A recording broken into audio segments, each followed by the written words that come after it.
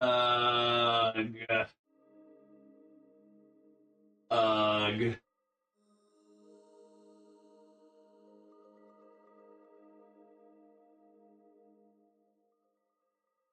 Ugh. You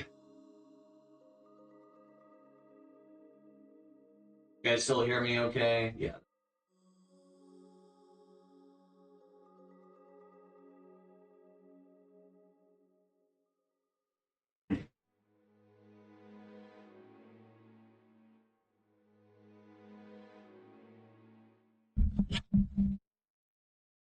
Alright, so sorry about that. I was streaming GTA, the campaign, and I got to the fucking mission where that actress is getting fucked in her backyard. I lapse in judgment. I forgot I was at that part in the game. I just figured, now I'll just be shooting people. It's fine. You know, violence is more socially acceptable in the zeitgeist than sex. So, I mean, of course, I'll just be shooting people. Oh, no, there's someone getting railed right there. Okay. But, yeah, but I'm going to have to go through all of this again. Title of the stream is not an exaggeration. Fuck Chuck Schumer, bro. I took, like, look, I know I have been taking more breaks in between streams, you know, like 2 or 3 days, but this break I did deliberately because I was like, I need to decide what to do next.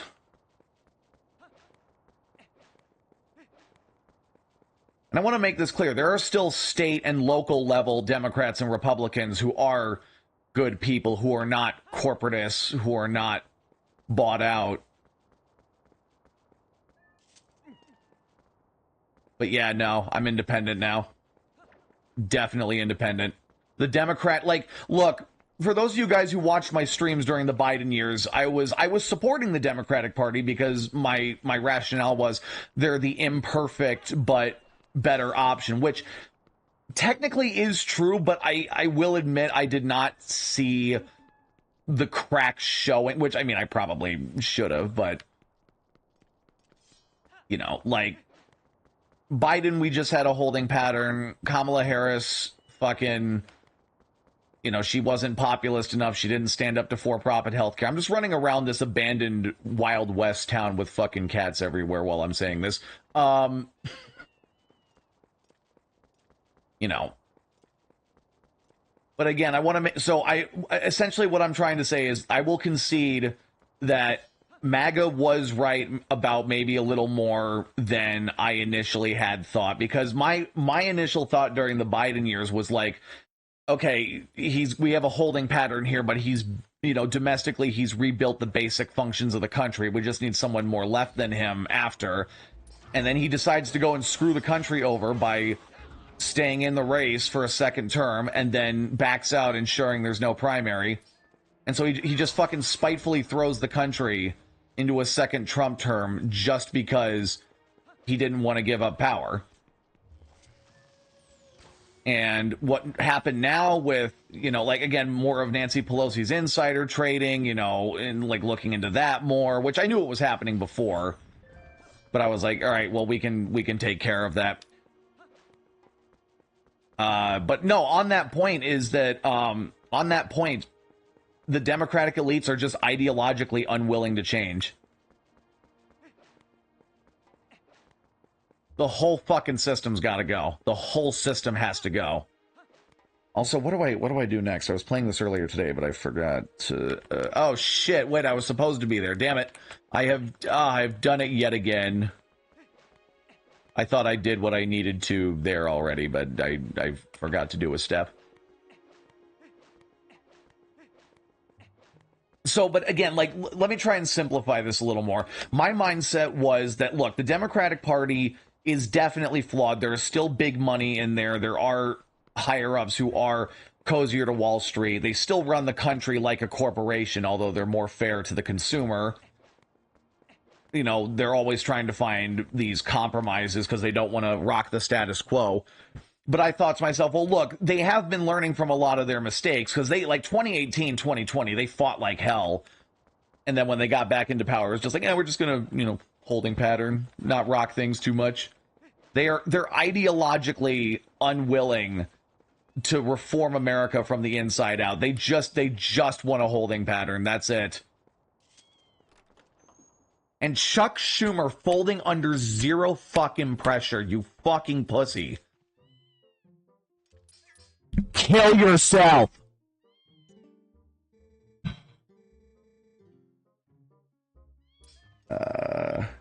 We have to show the old woman my rod.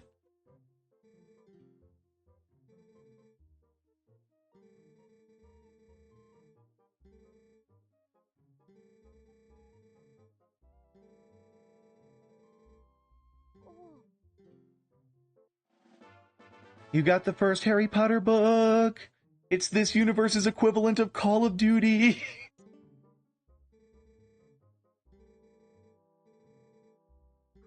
I mean, like in the Zelda universe, if it existed.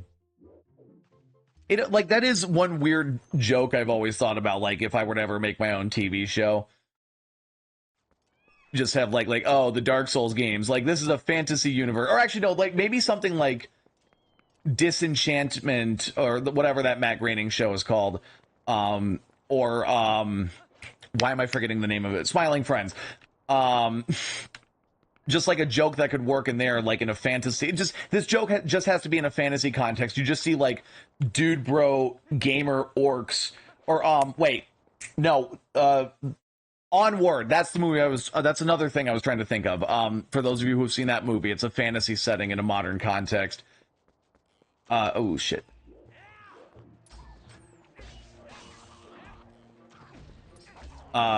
Just like you get some dude gamer bro orcs. And they're like, oh, dude, the new Dark Souls is dropping tomorrow. Fuck yeah, man, that shit's gonna be so rad. Because, like, in a fantasy universe, like, media like Harry Potter and Dark Souls, it would all just be, like closer to real life.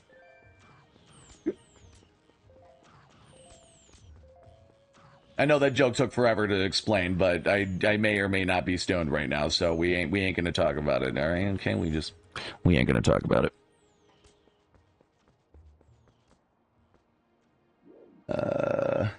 Oop. I got the book.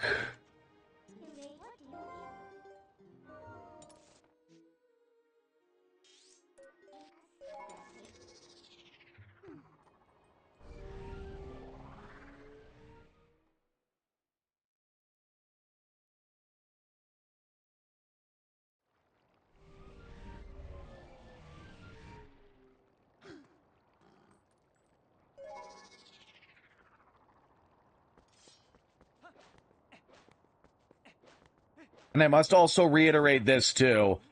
I don't remember if I said this in this stream or if this was something I said in the last stream and I'm conflating it with I may or may not have said at the start of this stream. I want to make this abundantly clear. Just because MAGA was right about the Democratic Party, you know, being stagnant and just wanting to keep the status quo, just because I can admit that they were right on a few things does not automatically mean that the solution is to embrace the dark side and try to become the next Hitler. It's not like, MAGA, you still got the wrong approach. You guys are fucking fascists, you're bullies, you're trying to take the country for yourself when this is our country, not yours. Go fuck yourselves.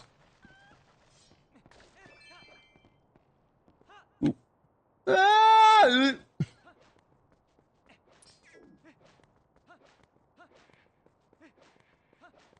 You are a bird. You are a bird. Listen to me. No, come back here. You are a bird. There are evil birds inbound. Take that, you fucking bird.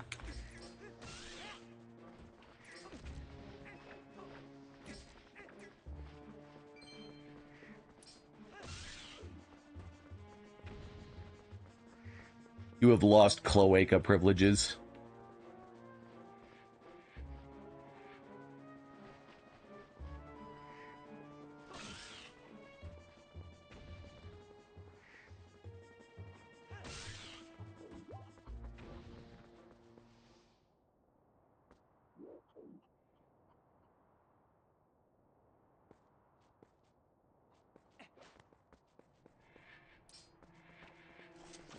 Oh, shit.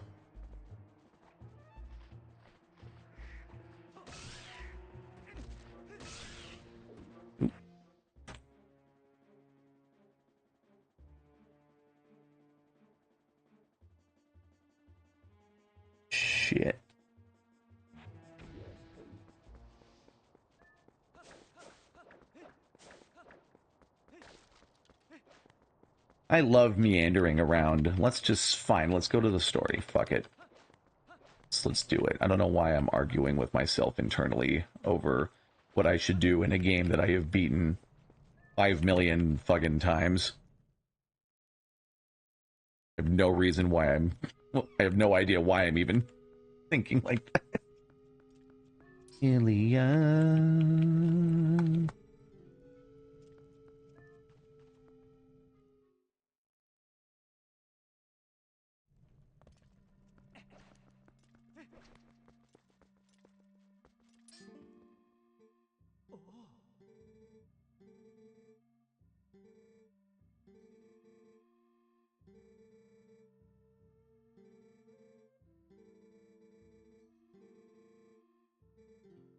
Awaken us with the sword that breaks the seal.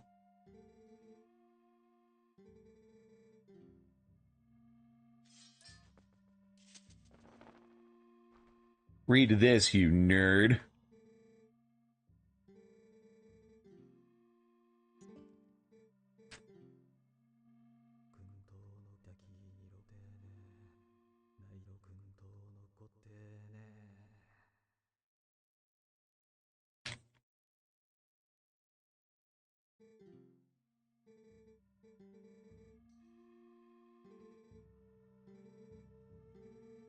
I will do it in 5 minutes. It'll happen that quickly. Trust me, Link.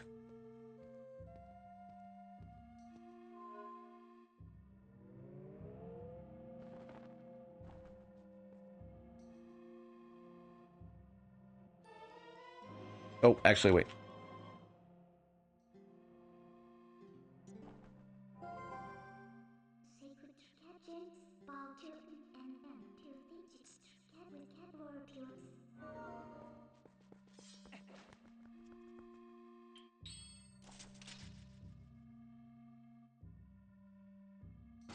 MAGA politicians leaving their town halls. Just...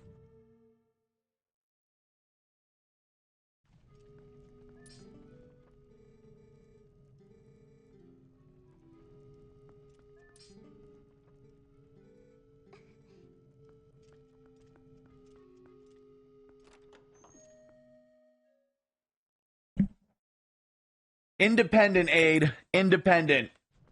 The whole system has to go. I was talking about this before you joined in. The whole system gotta go, dude. The whole system gotta fucking go. The Democratic elites are ideologically compromised. They're not willing to rock the boat. They just want to maintain a holding pattern and continue to run the U.S. like a corporation instead of a community. But they do it more fairly and with a more gentle hand than the Republicans. They forge compromise. They actually they allow the masses to have a flow of money, but not too much. We don't want we don't want the elites getting their feelings hurt because they have to get taxed higher. And but then there's also the MAGA movement, which is just plain evil at this point. The fucking camps are opening up, dude. I'm serious. The deportation camps are opening. It's happening.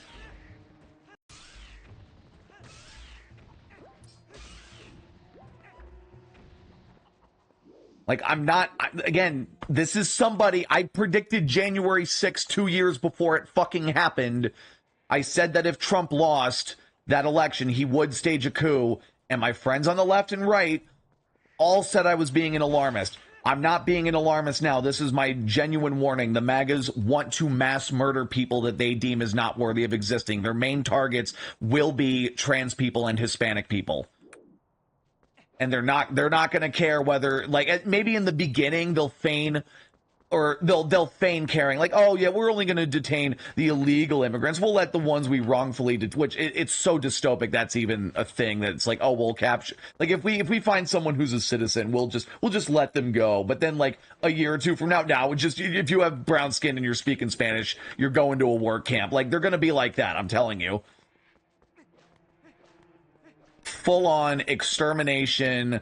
The whole American Christian pride, it's the only one morally correct way to live. Exactly. Would you rather Yeah, category 4 or actually no, I would say this for the Democrats, it's like, would you like a category 2 hurricane, and the Republicans, would you like a category 5? It's like, yeah, category 2, it can suck, but it's like, all right, you'll rebuild, things will be good, but not great.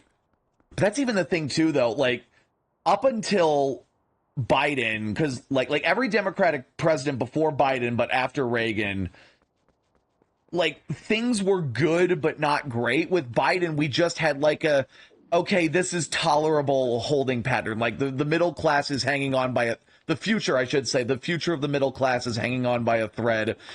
He's rebuilding the basic functions of the country. We just need somebody more progressive, left-wing populist. And Kamala Harris comes out and says, I'm gonna roast Trump instead of answering a question about changing my fucking climate change policies or oil policies. God, dude, I'm telling you guys, going back to the debates, my brain was making the connections, but I wasn't. She did dodge a lot of questions, and she shifted so many of her more left-leaning 2020 primary policies to the center. Like, we now have a controlled opposition, like moderate, like center to moderate right party now. It's fucking over. It's the American people are on their own now.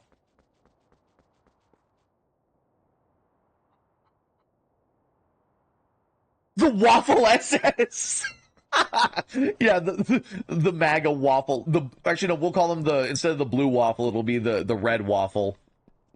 The red waffle SS officers.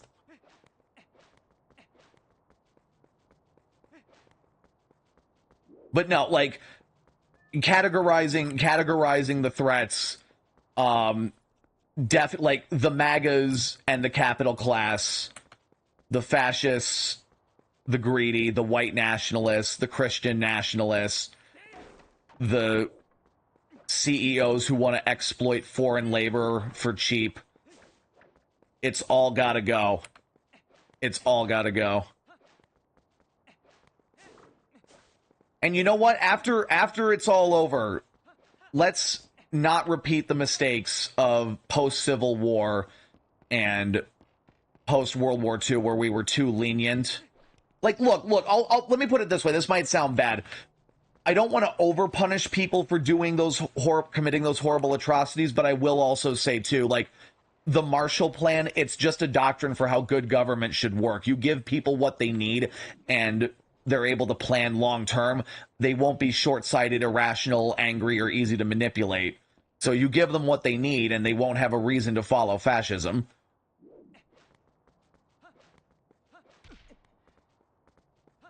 But, like, we were way too lenient on the South during, like, after the Civil War. Way too fucking lenient. You know, and now the ADF is gaining more and more support now because, like, Eastern Germans, like, people were condescending and snarky to them after the wall fell. I know this is a lot of topics I'm trying to tie together, but I think you guys get what I'm saying. We should go third party. Well, dude, the third parties in the U.S. suck, too. Like, there's the Libertarian, and I think, what is the other one? Like, the Green Party or something? I don't know. Whoever that loser Jill Stein, like, whatever she's up to, whatever hole she crawls out of every election cycle. Well, the whole higher, just federal. Now, look, again, there are center-right Republicans who keep their head down and just do their work. You know, I'm sure they're not extremists, but, like, the GOP pieces of shit who are now full mask off and enabling Trump, the right-wing populist fascist, to get what they want. I forgot what point I was trying to make, but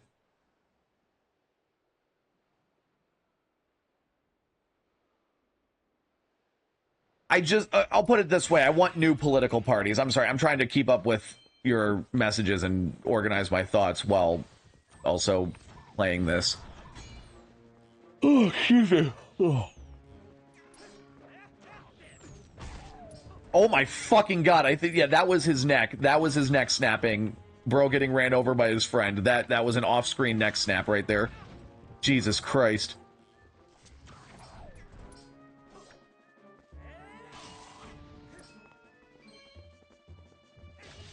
Like, and again, I know I interrupted myself earlier trying to articulate one thought with another one. So, oh yeah, no, the JD Vance point. There, like, JD Vance would be shitty. Ron DeSantis is also a fascist, but he's a different flavor of fascist from Trump.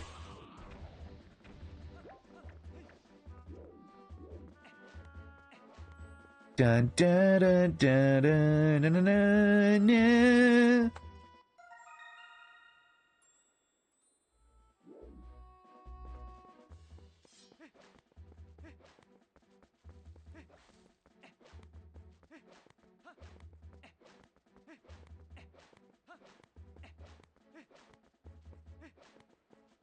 So, again, now to respond to your other point, like, I think the third parties that we currently have suck and they don't have enough support behind them to make any meaningful change. Vernon Roach is a treasure to our society, but he should never be anywhere near the Oval Office. He is a funny and entertaining guy, but he should not be there. Like, we need new parties. We need different flavors of the left and the right.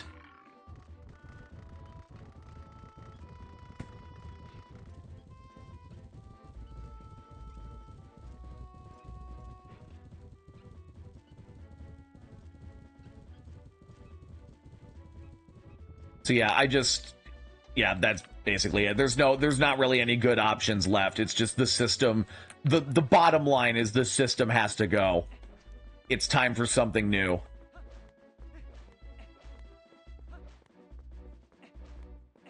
I'm telling you guys again, I am a broken record saying this, but we prevent cycles of suffering by accepting the light and the dark within us all. Balance is the key. I'm not saying that in a, if you shoot up a school and get arrested for it, then if you then save all those lives. Like, I'm not trying to argue for like a strict Egyptian kind of like or Buddhist karma idea where it's like, if you do something really bad, you do have to do something really good. I do agree there are ways of punishment that need to be dealt with differently as times have changed. But at the same time, too, it's just not a good philosophy to think that you can punish a crime or punish crime into solving itself. Again, going back to what I said earlier, give people what they need so they don't have a reason to become emotional and angry and lash out in the first place. Gives more power to the working class. I understand how modern democracy works. If you become rich, it's easier to stay rich. And again, dude, like,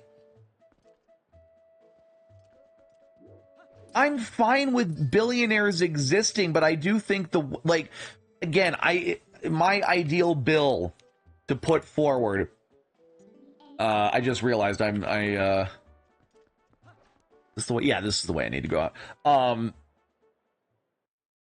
Forgot what I was going to say. Like, I know this is a lot, and I know, this is a lot of ideas to tie together, and I'm not doing it the most effective way, but I think you get what I'm trying to say. We need new ways of thinking. We cannot go back to the old ways. We can't. Oop. Da, da, da, da, da, da. And by the way, you guys, whenever I need to check my rupees, again, if you don't know, I need to check my rupees, my Nintendo Switch, the dock, and the console blocking the rupee counter in the lower right corner. So I have to pull a Five Nights at Freddy's. What? How broke am I? Oh, good, I'm not broke. Hooray.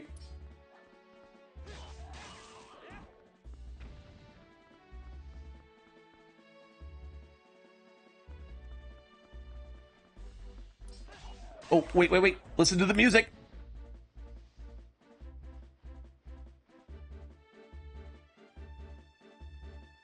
It's so rare for the original Zelda Sting to play when you're on foot. It usually only plays if you're on Epona. Once in a blue moon, it'll play when you're on foot. Dun, dun, dun, dun, dun, dun, dun, dun.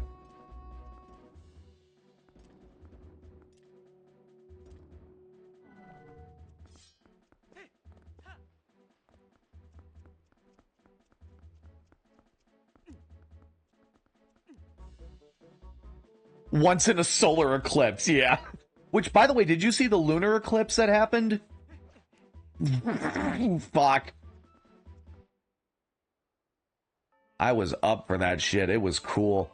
It was weird. I could still see the moon, but it like, again, at its basic, it's what it is. It was a shadow cast over the moon, but it gave me a sense of the size and scale of the sun. Seeing our planet's shadow cast over the moon, it's ugh. It gave me chills. It was beautiful.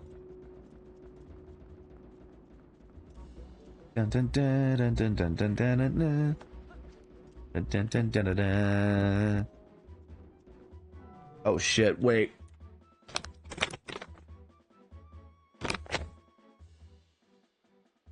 Well, I'm assuming you saw the pictures and the footage of it.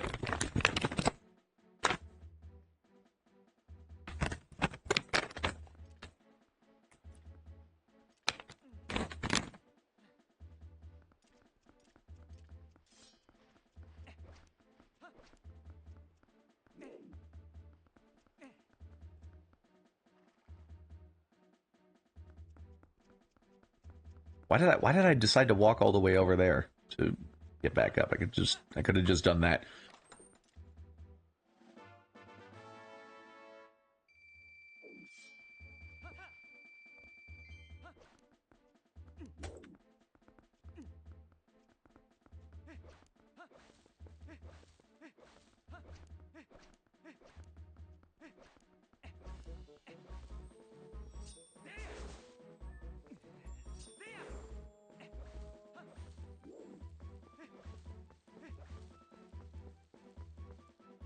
Is that beef jerky? Hell yeah, yeah. Let's just say it's beef jerky.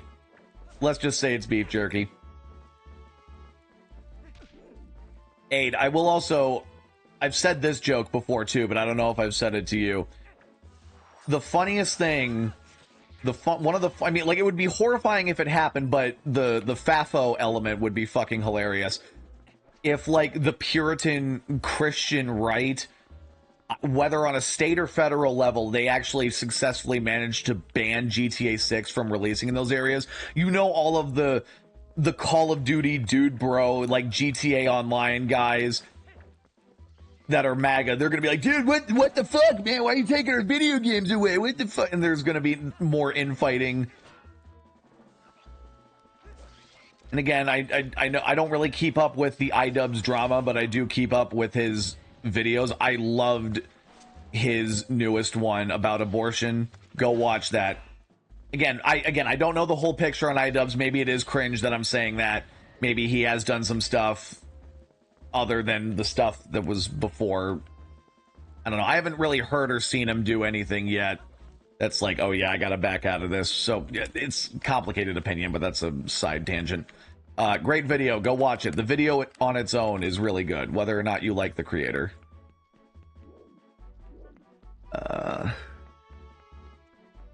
GTA 6 is like Cardi's album where it took years to release and it ends up not meeting expectations. I think GTA 6 will meet expectations. On a lighter note, however, be a little optimistic. I keep looking into those quantum computer chips and how they can be applied to AI. I think that because the era of digital classical computers is, you know, starting to come to an end and quantum chips are the new frontier, it's going to be interesting to see games like Elder Scrolls 6 and you know, like or what we just saw with Tears of the Kingdom or HLX, which seems to be Half-Life 3. You know, these super advanced games that take a very, very, very long time to make.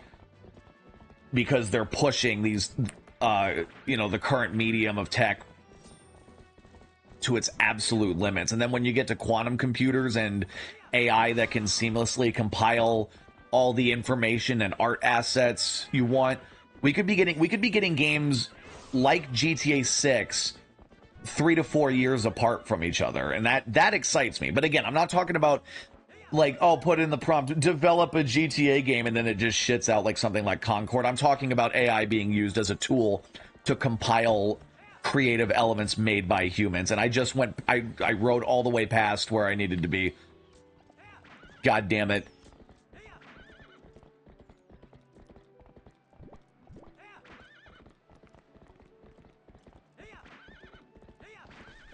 Now, you know what? Back to a dark note on the subject of climate change. Billionaires, you guys focus on that, and we'll focus on the art.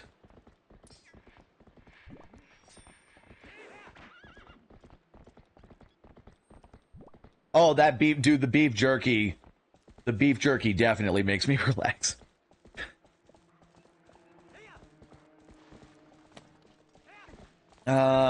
Oh, I forgot. I mentioned this in the stream before it got struck. Looney Tunes, The Day the Earth Blew Up. I loved it. I give it an A. Oh shit, what am I doing?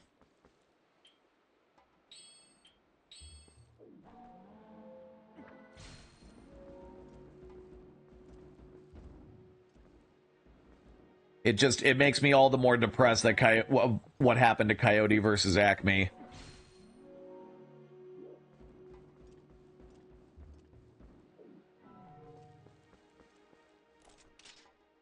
Yeah, but no, it's easily the best Looney Tunes movie.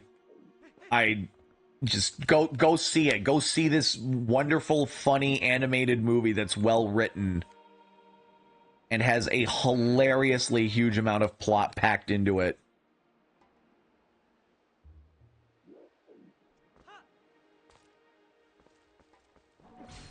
Oh wait, oh.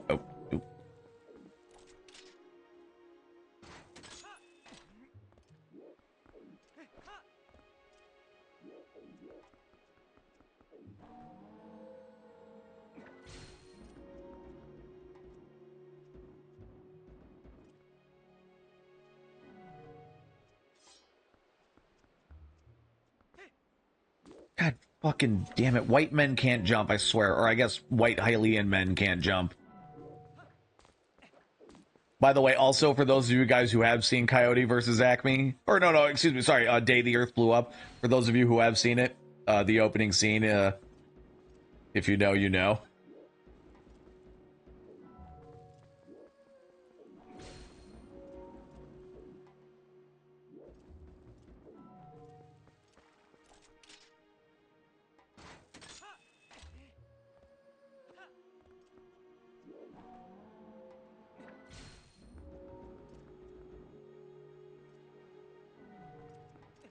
Ah.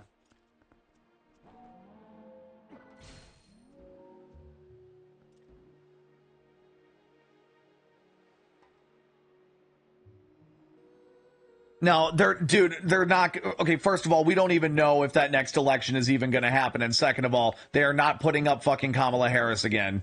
They're not. You know, like, I don't even care. Just put fucking AOC up, for Christ's sake, if she's old enough to be president.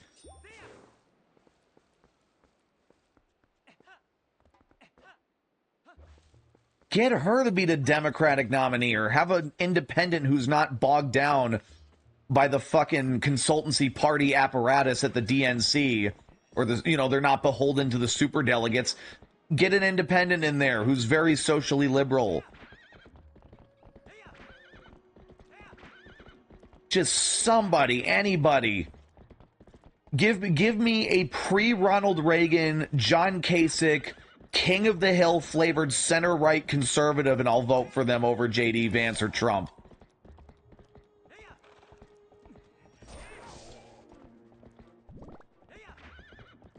Just give me fucking better options, for Christ's sake. And again, this is me admitting something I was wrong about. Before the election, I was saying, look, the Democrats are not perfect, but, you know, they seem to be learning from their mistakes. So, you know, we can find a new way forward. And MAGAs would always get so pissed off saying, like, no, Martin Luther King, what he said about disingenuous moderates. And on that, yeah, they were right. They just maintain holding patterns where things are, you know, for the average person, good, but not great. They'll say they're for civil rights after the protests happen and after the bills get passed.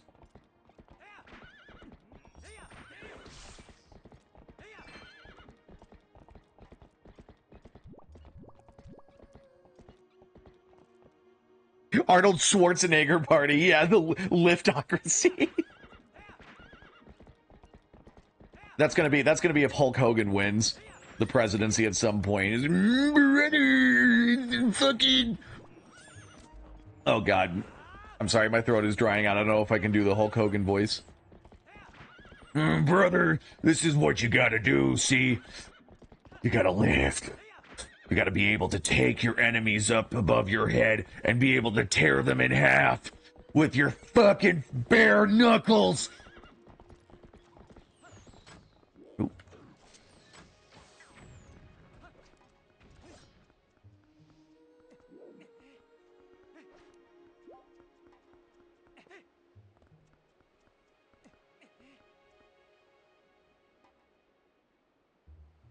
Oh, no. I know Arnold Schwarzenegger. You know, he was the governor of California. I know that. He's back into movies now. I get it.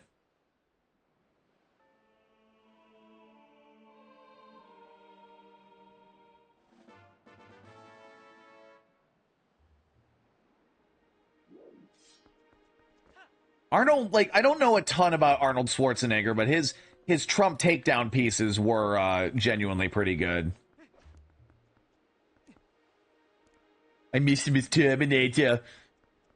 Didn't he come back for the newest one? I need to watch the Terminator movies. I swear to God, I've never seen any of them.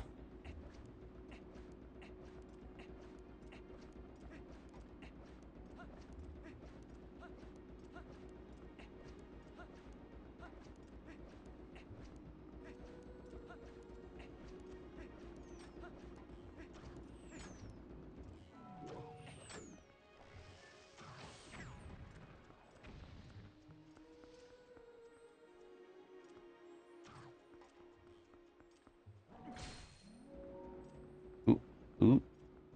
Boop.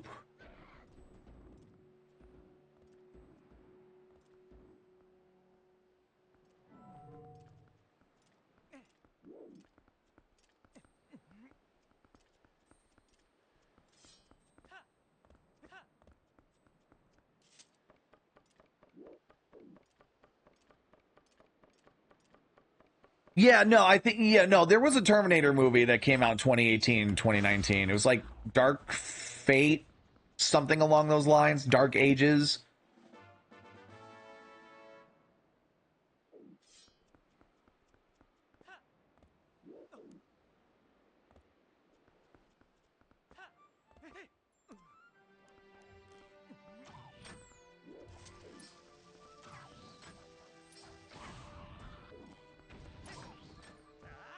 Oop. I don't know what else there is to talk about.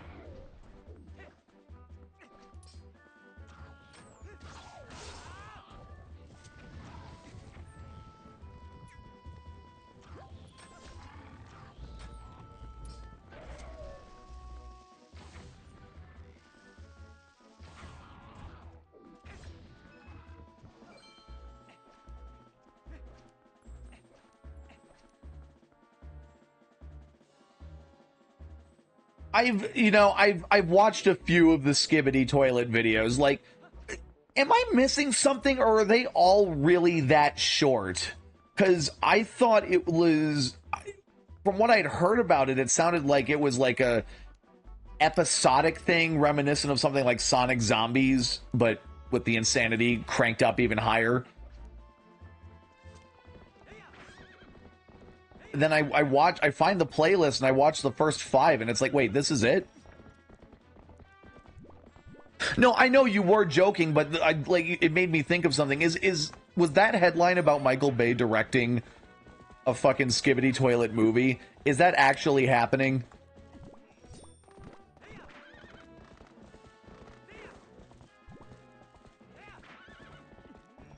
Because, like, the KFC console from a while back, apparently that was meant to be an elaborate joke, too.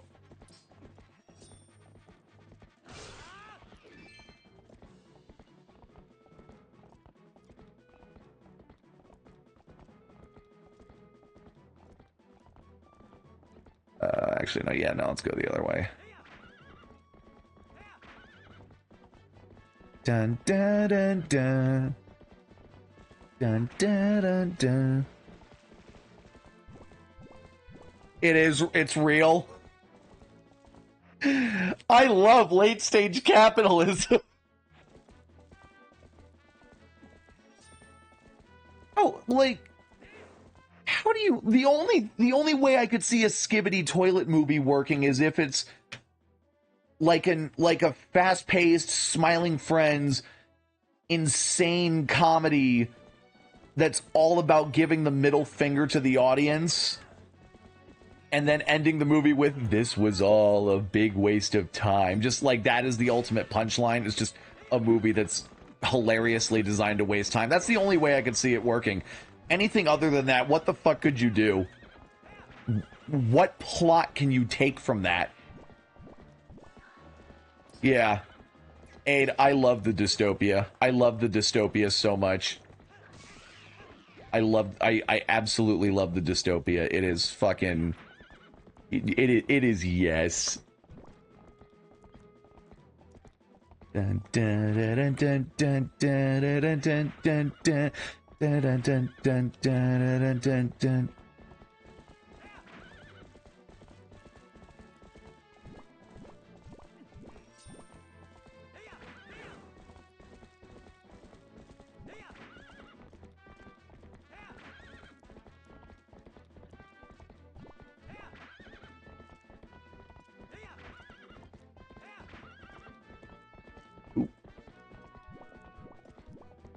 Modern stage capitalism looks around Times Square and every monitor displays Skibbity Toilet advertisements and Trump shoes for $70.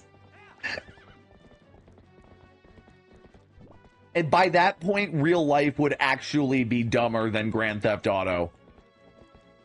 Like unironically, if things get that bad, which there's a pretty goddamn good chance they will, I would even say it's pretty much certain it's gonna happen, shit like that. GTA will objectively be less of a parody of the United States than the real life version.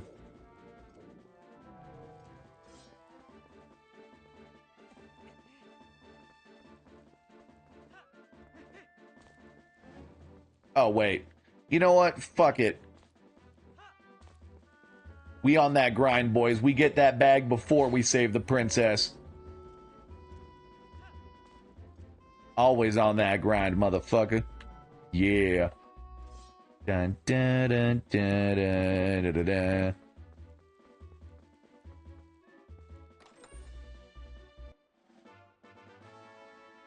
E.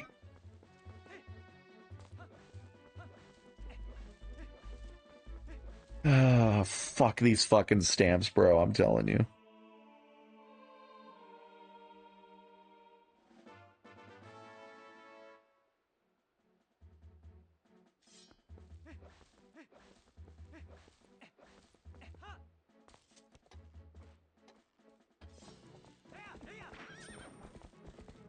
Dun, dun, dun, dun, dun, dun, dun, dun, dun. We don't need to warp to the Pharaon Woods. We don't need to do that. We're built different.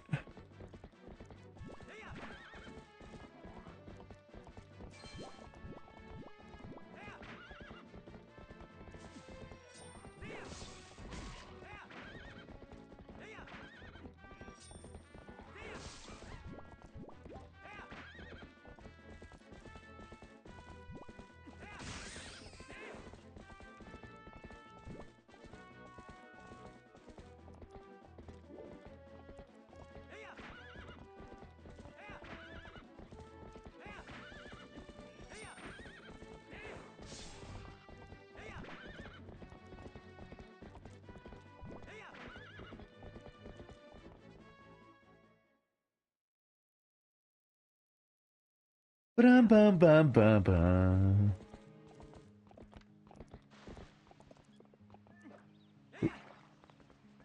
You have some birds in your afro. You have a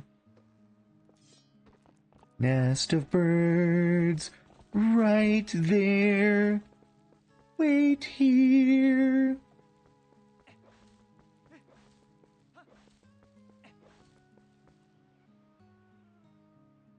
Broccoli hair in a video game ad. Telling you, man, NPC's always out here tripping. We're gonna have a Zelda equivalent of Kanye West. Like, yo, motherfucker, man, the Gerudo got a scheme to replace all the rightful heirs to the sacred realm. You know, they got the conspiracy going, and the royal family is in on it and shit. The gods ordained the Triforce specifically for me. And he's in the Zelda universe. He proceeds to say this, like he pulls a Deadpool. In that universe, he still manages to say, George W. Bush does not care about black people.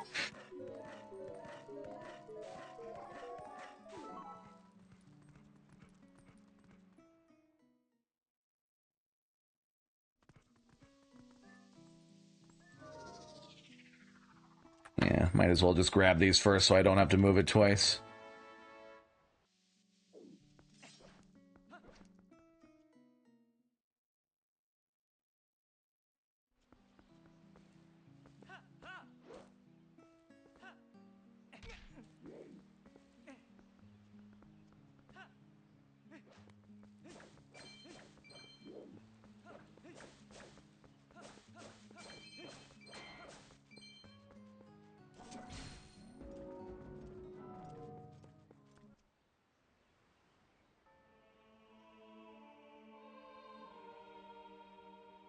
You got another book.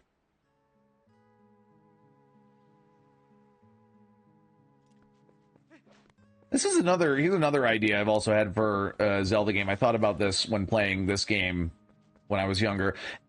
It was the first time I played Twilight Princess after beating Ocarina of Time. I got to this part.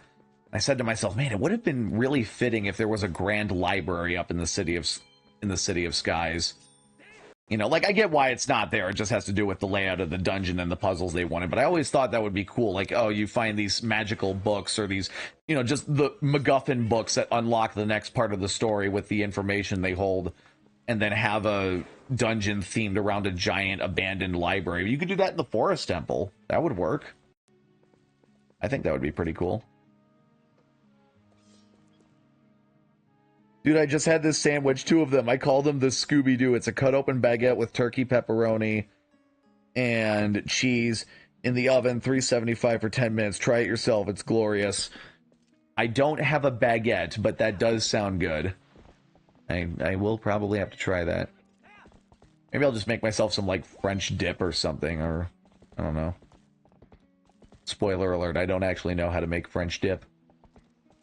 I only know how to abuse. I only know how to abuse fucking tobacco.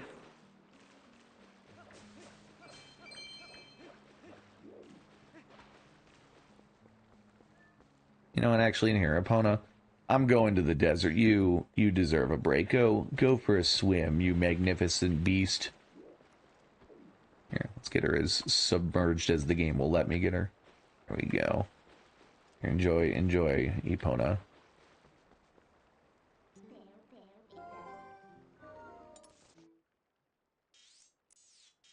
Oop, shit.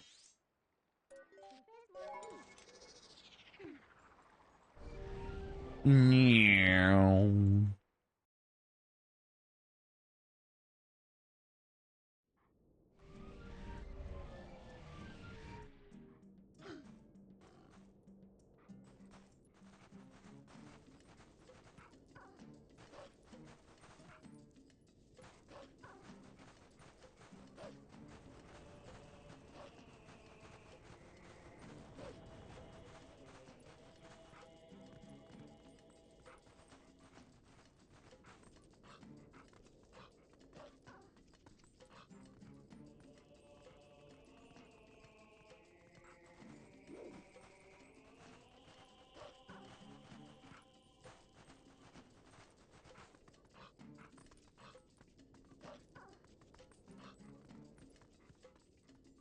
Oh my fucking god. Doggo. You fuck. Jesus fucking.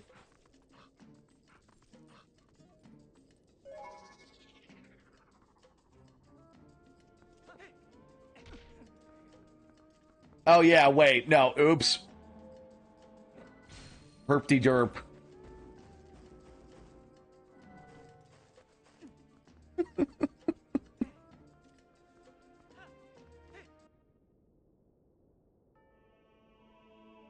Uh,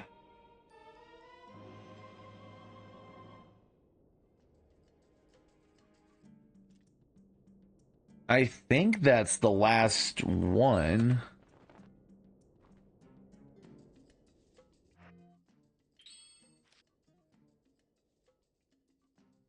Yep, all right, yep, that's the last one. Yep, yep, yep, yep, yep, yep.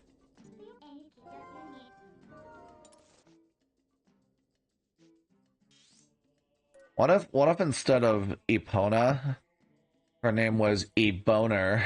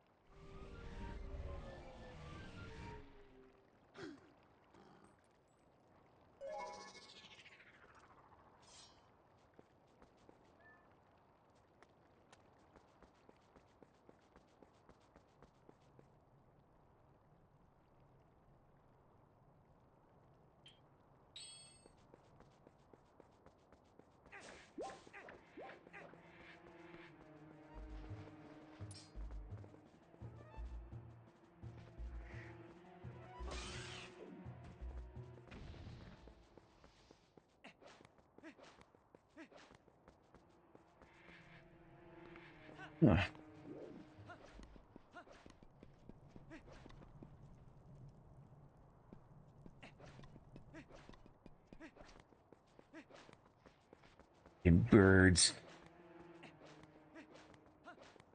Gotta go for my midnight stroll when the entire kingdom is in danger. For real, for real.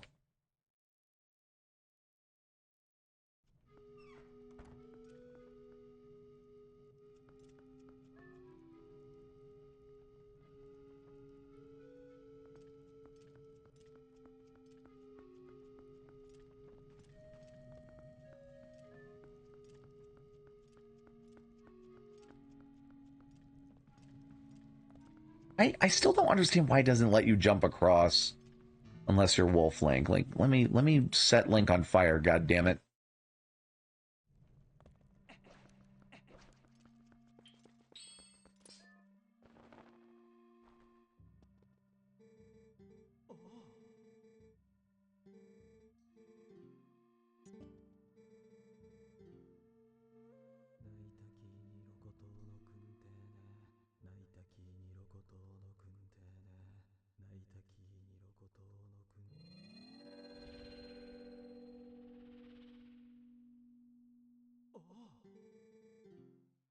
Yes. Oh my god, do I have to fuck the owl statue belly button to open the way? I'm depressed now. I'm gonna disappear.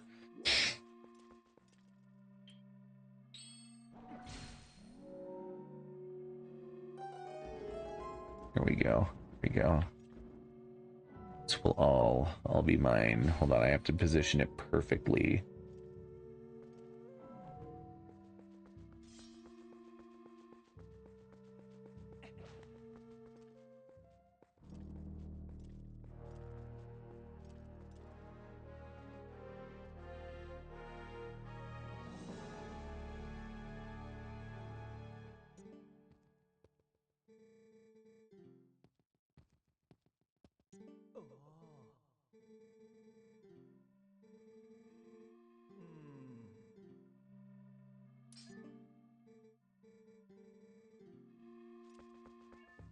Never save in the cannon room.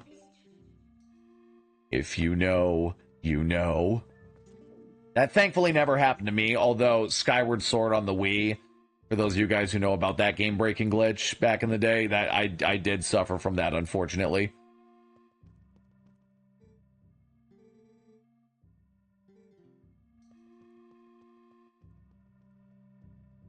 The Ganon Cannon, yes!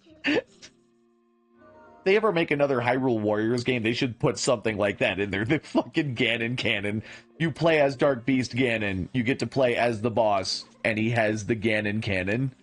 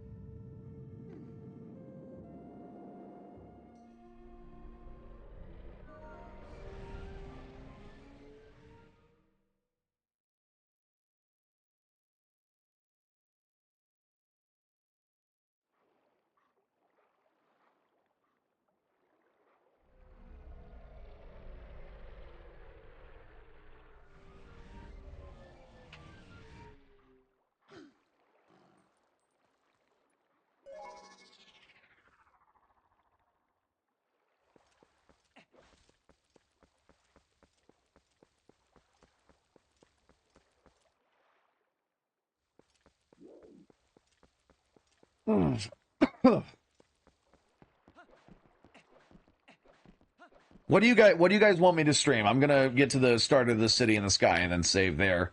What do you guys want me to stream next? Name a console, name a game, name a franchise, and I'll pick one game from that. Same thing with the consoles. Oh, it's definitely retro. I'm not that old, but I feel old knowing that we're now further out from Twilight Princess HD than we were from the original version of Twilight Princess when HD dropped. Mario Kart. All right, do you have a preference for which one?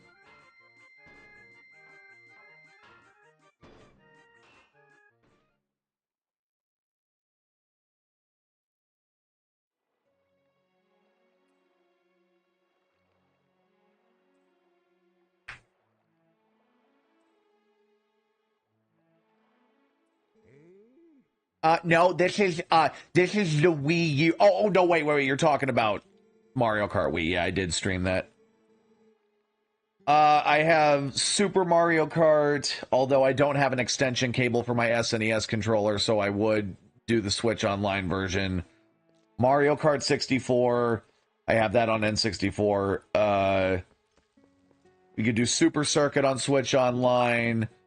We could do... Like, I have Mario Kart 7 and DS, but I obviously can't stream those.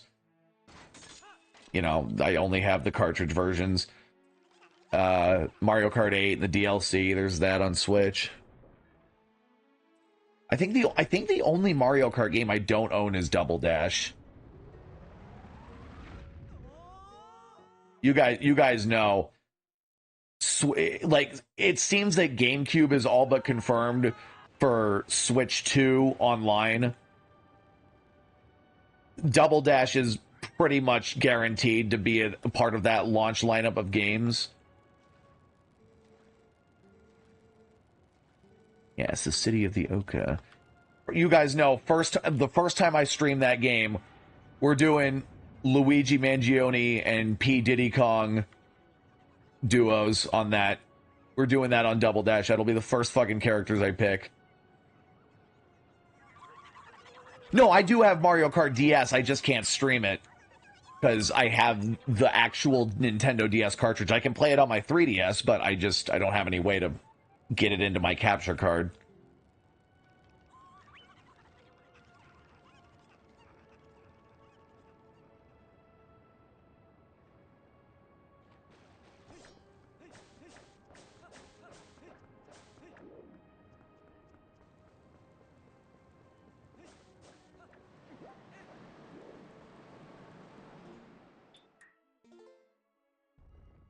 All right, Mario Kart 8 it is. And no, I'm not doing the Wii U version because I'm in the mood to go online.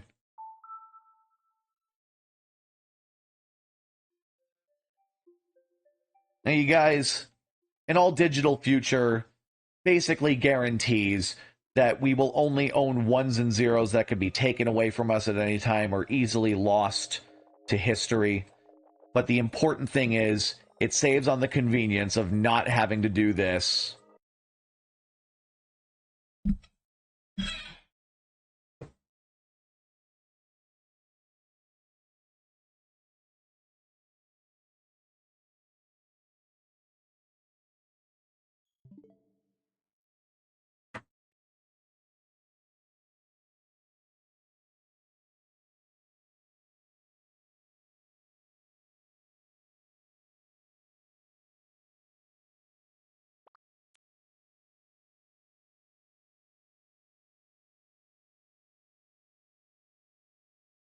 Such horrible pain. Such horrible pain.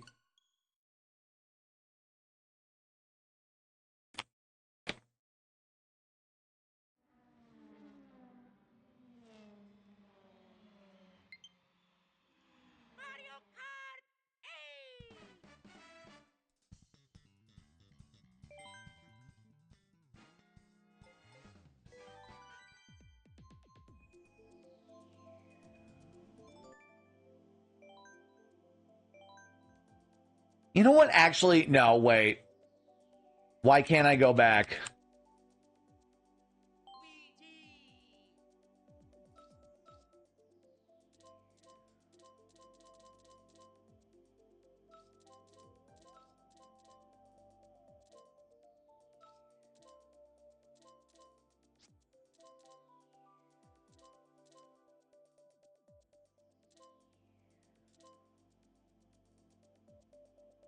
Well, I'll try the slick tires. Why not? I might end up regretting this.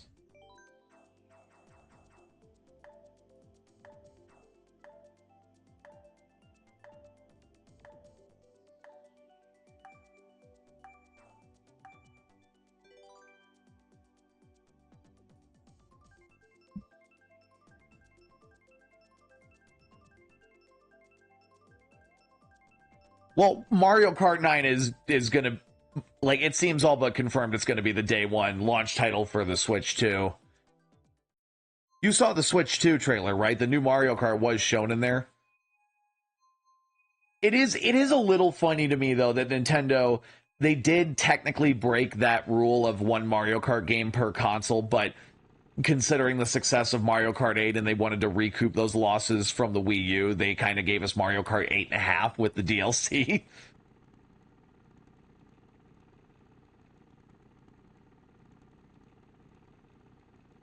Bro, yeah, uh, I, dude, it's been announced for a while. Nintendo dropped the trailer on their channel like pretty like a number of days ago. I'm not sure exactly when. Like I know it got leaked so much that it basically got revealed before Nintendo officially dropped it. Why is this stalling? Please tell me I'm not disconnected Switch Online. Don't do this. I'm so stupid. No, you're not stupid, Aid. I will say this. I don't entirely blame you because like I said, it got leaked to hell and back. So the actual announcement of it was just Nintendo peeling away the translucent curtain that had been made translucent by all the leaks. Metaphorically speaking.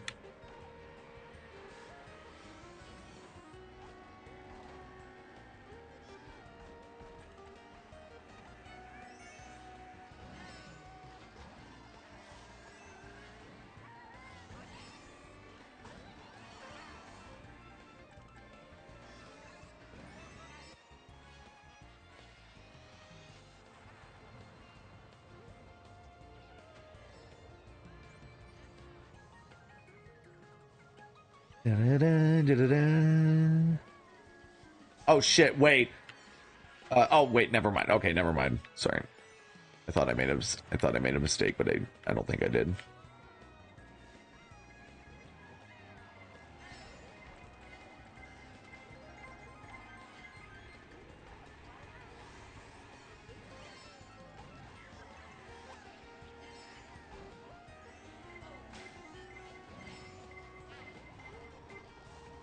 You son of a bitch!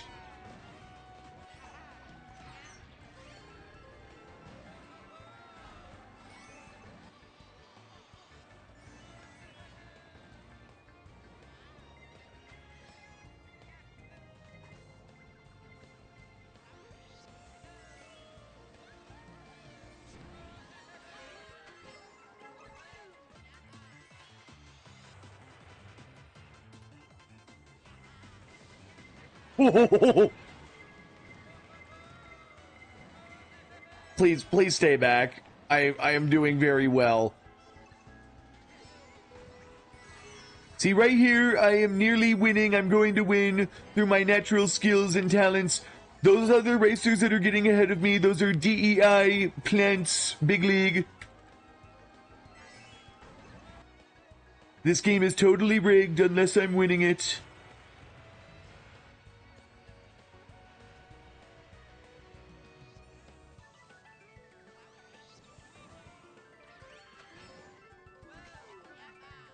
Oh yeah, no, this is, yeah, easily the best looking Mario Kart game. God damn it. Snipe his ass, Luigi. Duh.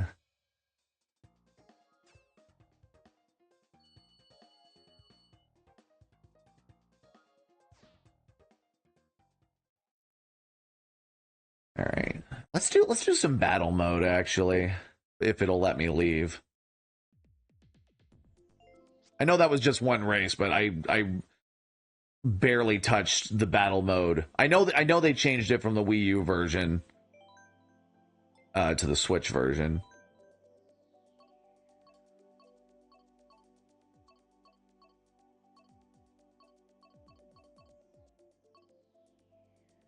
Sure, why not?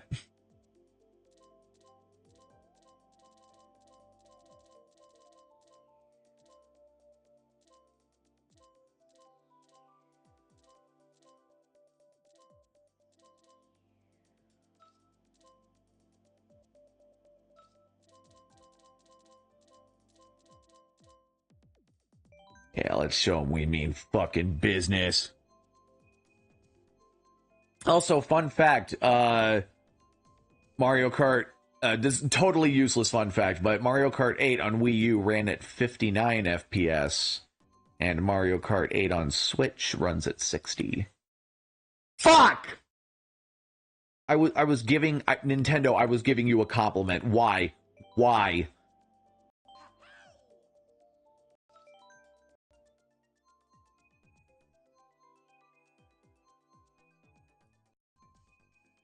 But yeah, no, Mario Kart 8 on the Wii U, its battle mode sucked.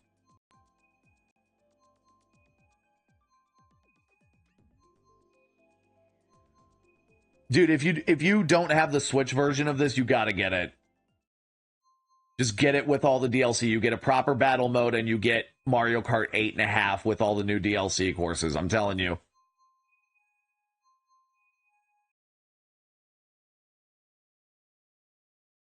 And I just realized, wait, oh, no, this is a battle arena. This is, okay, never mind. Kurt Cobain is in the game. We have Kurt Cobain here. Holy fucking shit, Nintendo, the Switch 2 cannot get here fast enough.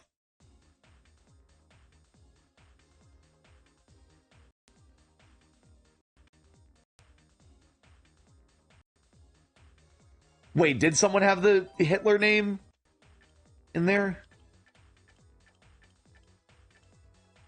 Wait,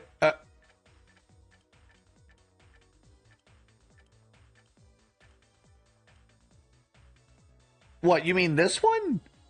That's a Japanese flag, and I don't think that's supposed to be the Nazi salute. It just looks like a face. Well, maybe it could be. Is that the one you're talking about, or?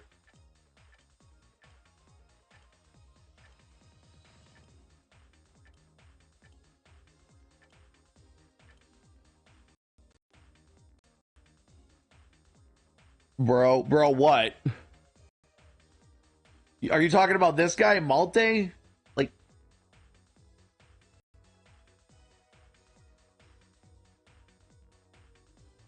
yeah, dude, Kurt Cobain is back in Mario Kart 9. He's going to be a playable character.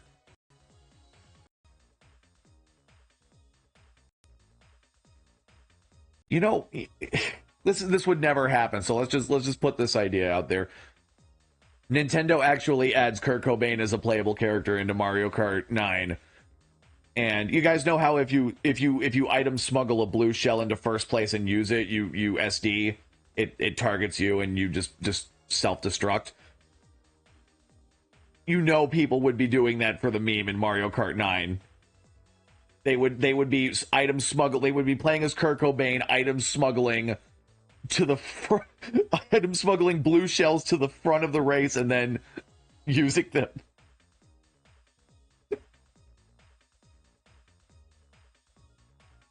Yeah, no, like.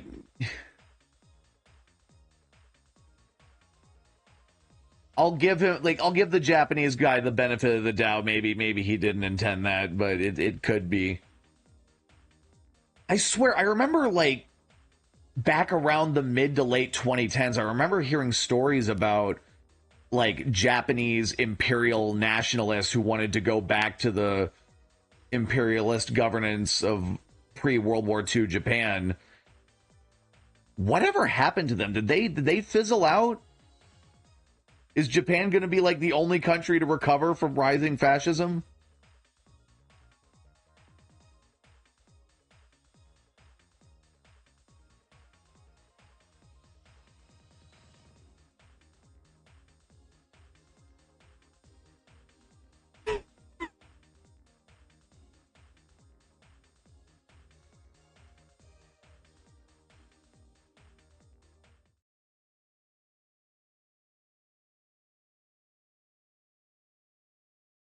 Someone named Courtney Love Red Shells Kurt Cobain in Mario Kart inside joke. I don't get that joke. I'm sorry. I'm not gonna lie. All I really know about if I don't know if that's a Kurt Cobain inside joke, I'll admit I don't really know much about him other than he was a country rock singer and he killed himself. I think did he guest star in an episode of Futurama, or am I thinking of... No, I think I'm thinking of Beck.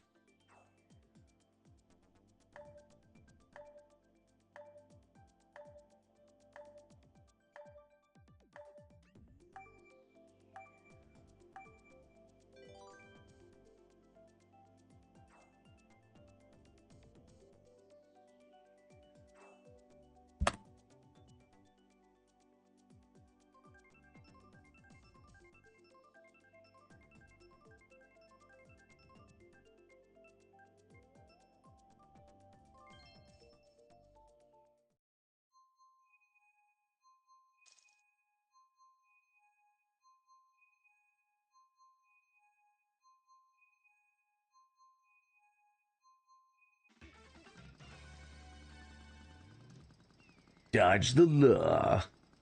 I should now I should have played as Luigi.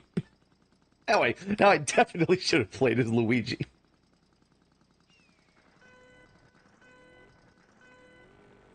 Oh, actually, wait, Aid. I don't remember if you use TikTok or not, but if you do, go look at my newest post. Not my story, my newest post.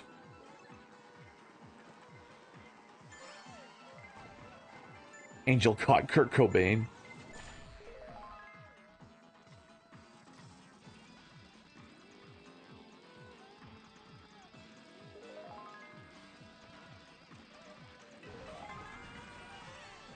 Thank you, Kurt Cobain.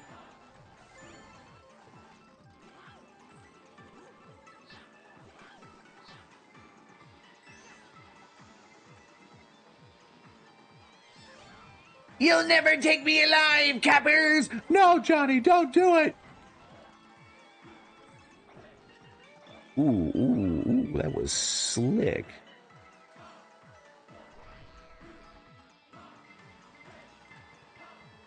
Telling you, man. Ever since the Mushroom Kingdom's defense forces got that huge budget increase and militarization makeover, the Toads have just really been acting different. They're getting the guard chompers out. Ooh. Fuck.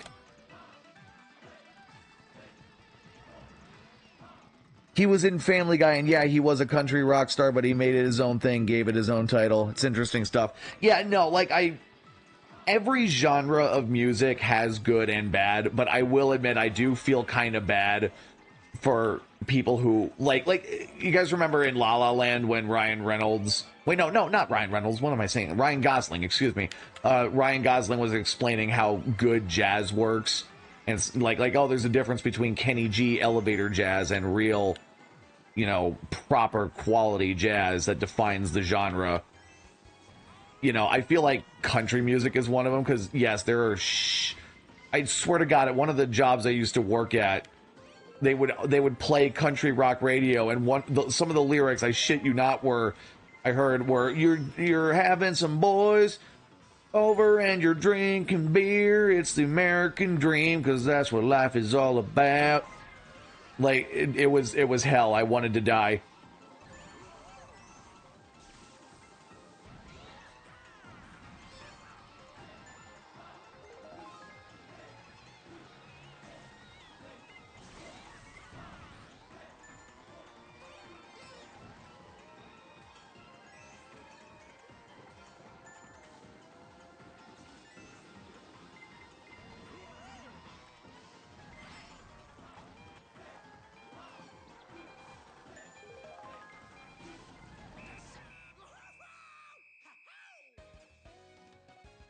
What was I supposed to be doing? I thought I was supposed to be fighting the guards. All right, well, it's been a while since I played this. I didn't play that right, but I thought you were supposed to fight the guards. Yes, give me a crown for doing absolutely nothing. Yes.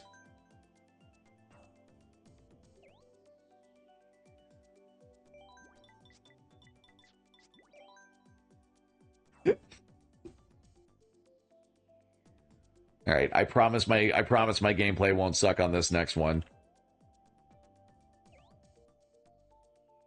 Thank you, Kurt Cobain. Good luck to you as well. Is this like a too mad situation, and that's actually Kurt Cobain? Language model. I don't experience luck or emotions like Kurt Cobain. What the fuck? Fucking Google Gemini just activated and overheard me talking. God damn it. Google is always listening to everybody.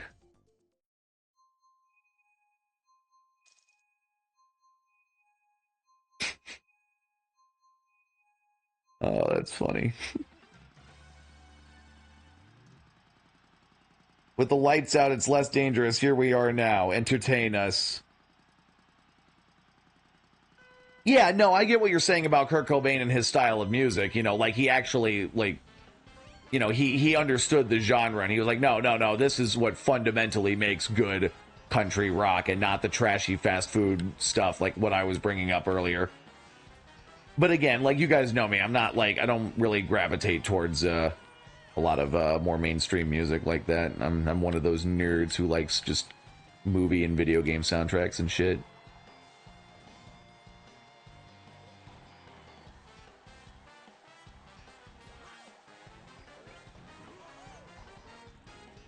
Oh shit.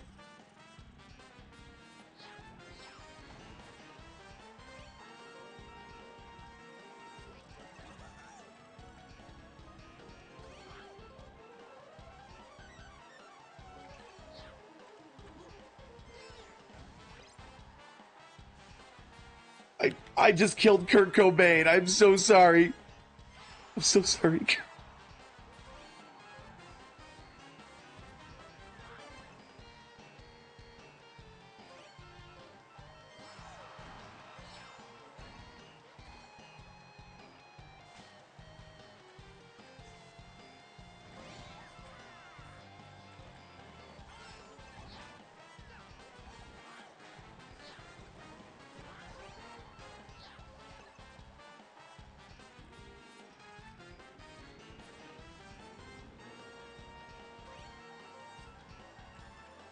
Sorry, Kurt.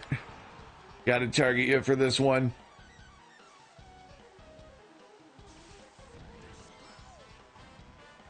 Dun, dun, dun, dun.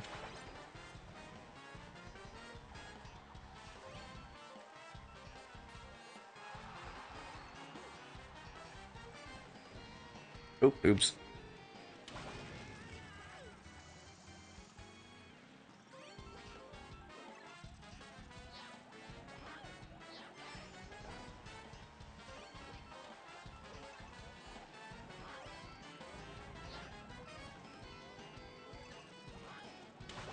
God damn it.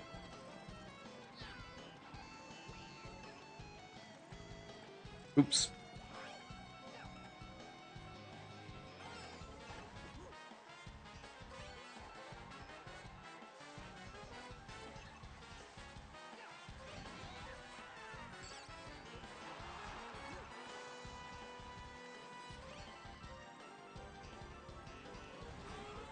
Ah, shit.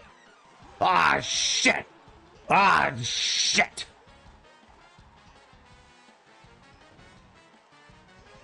Can we please get Tourette's guy, like, gameplay videos at some point? I would love to see that. Tourette's guy learns to game.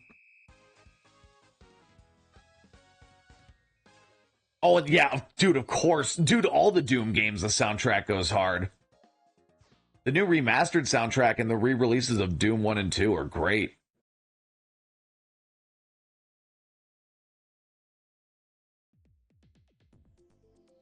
Moral of the story is don't do drugs, don't become a rock star if you don't want to deal with the consequences of being a rock star and deal with yourself. Oops. Oh, no, I don't want to leave yet.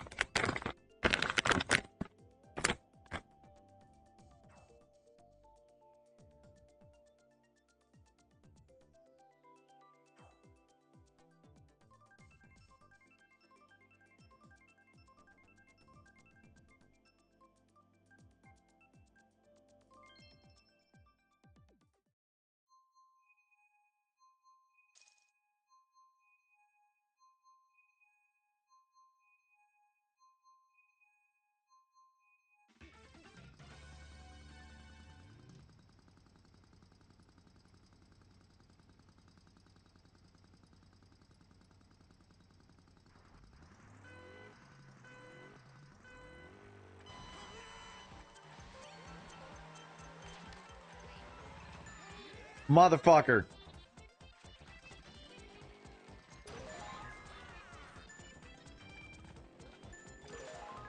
Okay, there we go. That's what I was missing last time. All right, okay. Now I remember how to play this. I thought it was just you had to fight the cops, but I wasn't really paying attention to the map.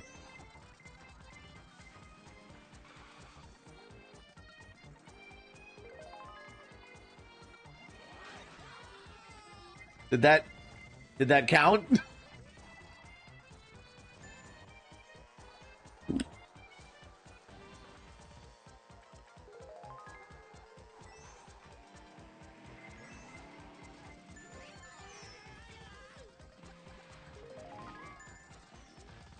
Oh, also, actually, wait, here's another thing. You guys know the TV show Moral Oral? I'm gonna admit I've only seen the first episode of it, and I thought it was funny. Apparently, there's a movie in development or something, which I hope to God it is animated with actual stop motion, because those kinds of movies are very, very few and far between nowadays.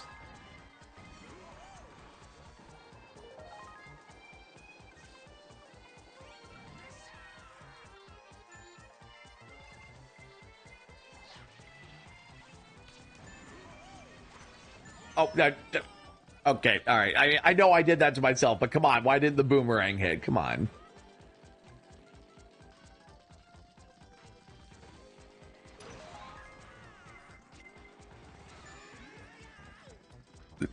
This game is fucking rigged. This game is reverse racist.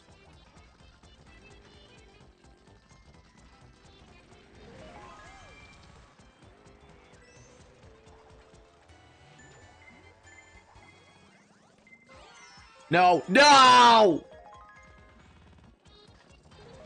Yeah, Waluigi a real one. Waluigi a homie for real. Bros for life. In the fucking gulag.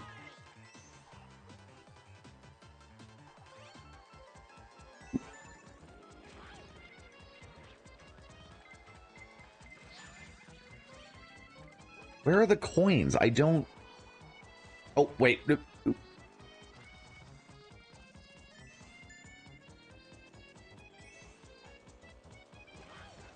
Oh, oops.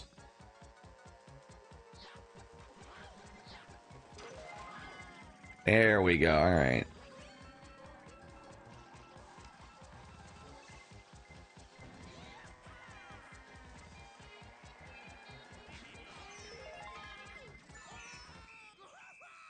Fucking Kurt Cobain. Salvador Yoshida, welcome back. Welcome, welcome.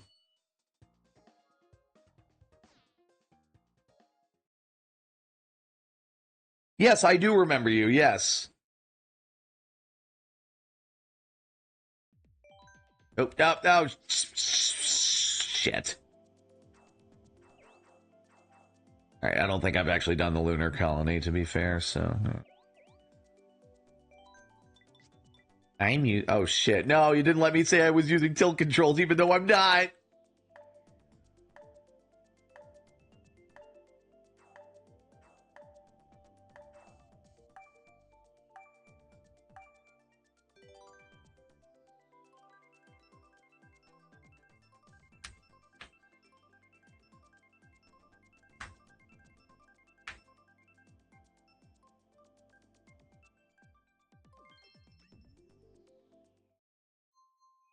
Bomb the fucking house and burn it to the ground.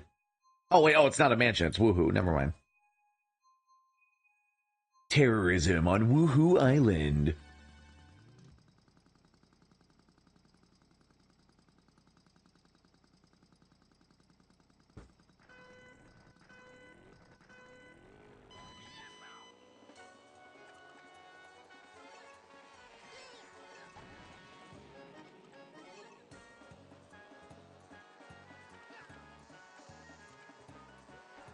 Get back here, Kurt Cobain. I will have my revenge. Ooh, ooh.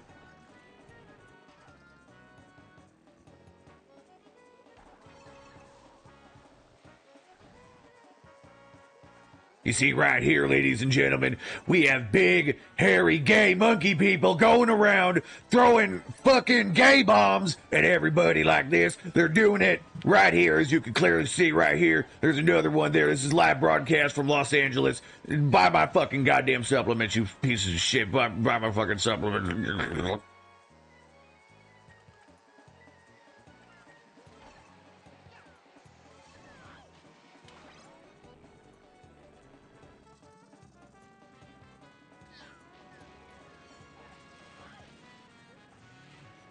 Oh, oops. Oh, come on. Damn. All right. Okay. All right. I'll give him that. All right.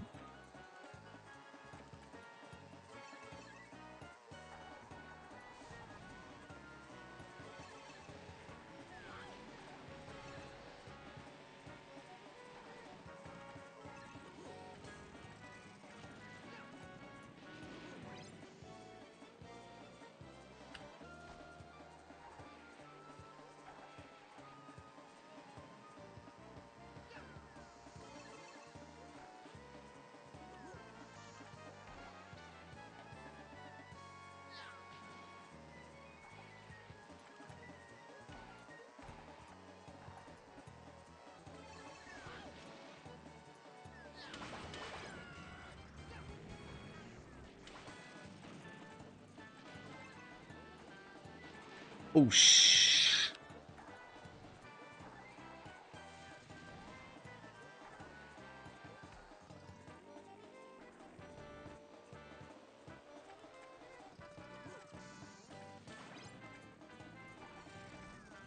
Kurt Cobain, my vengeance is finally fulfilled.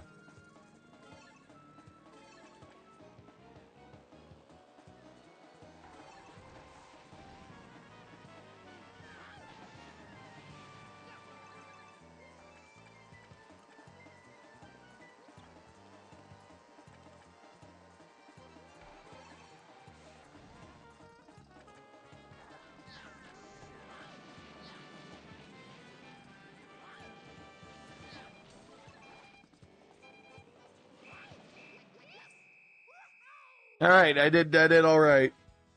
Yeah, sir, there's been a second blue shell.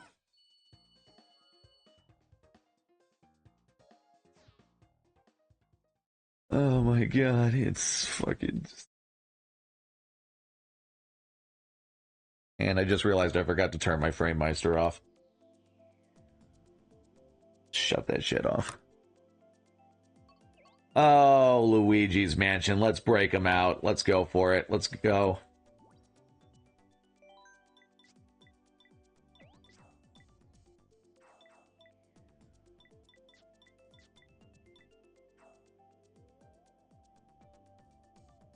Who the... What the... Who the fuck...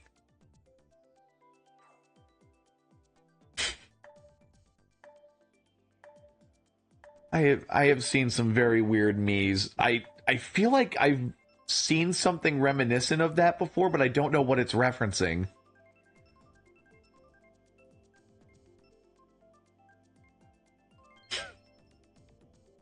Oop, shit.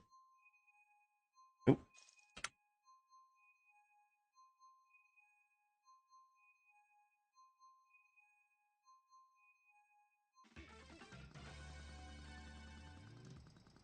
Giant thief. All right, so we gotta steal shit.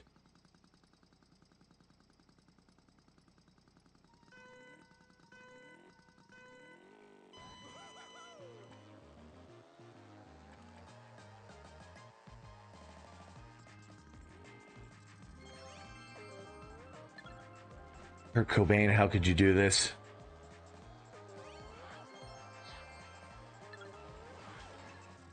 I will say, I will give Nintendo credit, too, by the way. As much as their online service sucks, I like their approach to how they handle online content. So long as you follow the rules, you're able to be here. Now, I'm sure there are, like hacking or like soliciting a minor or shit like that. Like, obviously, that's going to be like a permanently bannable offense, if you're cheating or doing like shit like that. But what they do, like with Animal Crossing, my friend Atreyu, he had his island named to Nigal, and Nintendo just blocked him from going online until he changed the name of his town. Like, I think it's like, oh wow, Nintendo actually respects the fact that a lot of people who play their consoles are kids who are going to do stupid shit that they regret, and as long as they follow the rules and don't do anything too egregious, then, hey, then, you can get unbanned. You can keep your account. You can keep your purchases. I will give them credit for that. That is a bright spot in Switch Online. Oop, oop, oop.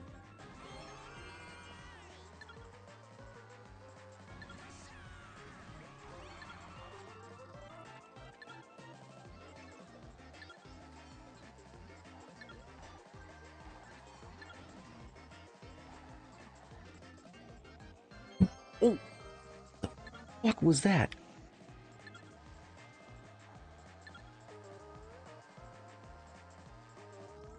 Swear to God, like something heavy just fell upstairs. What the fuck was that?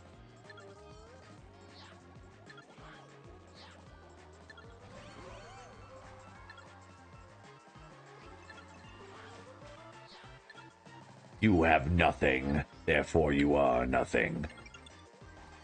Ooh.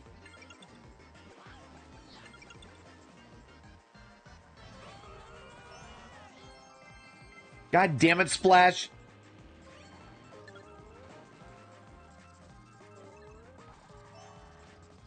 Ooh.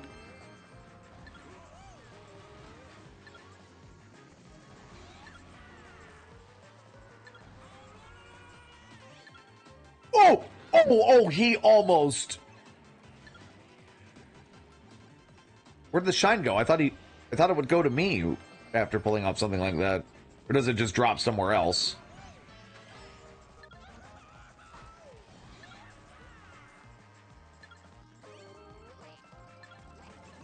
Oh, no. Oh, shit.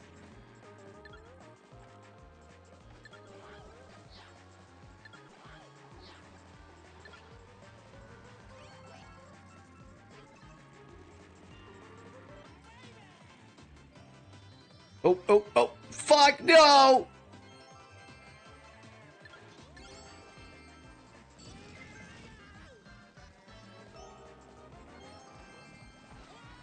Oh my fucking god, no, no.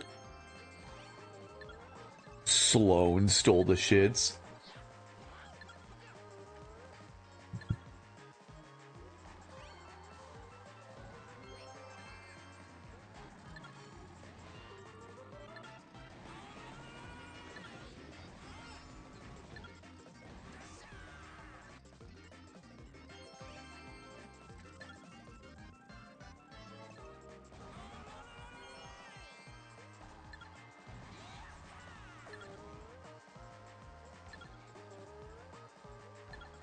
Oh.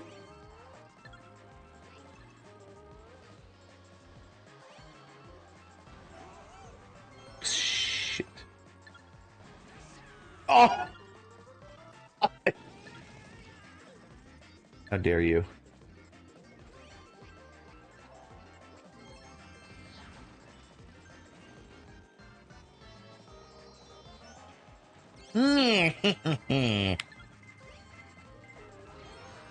I should have pulled one of these and tried to break their ankles.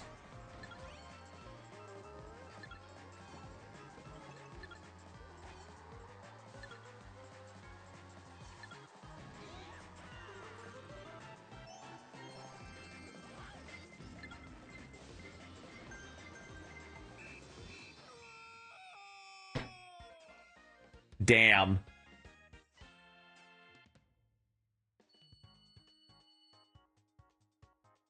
+0 is such a slap in the face. Like, why, Nintendo? Why? Yeah, almost had it at the end there.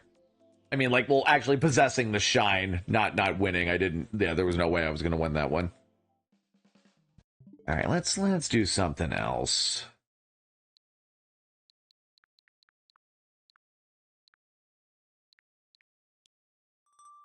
Kind of in the mood to just stream some shit I'm familiar with.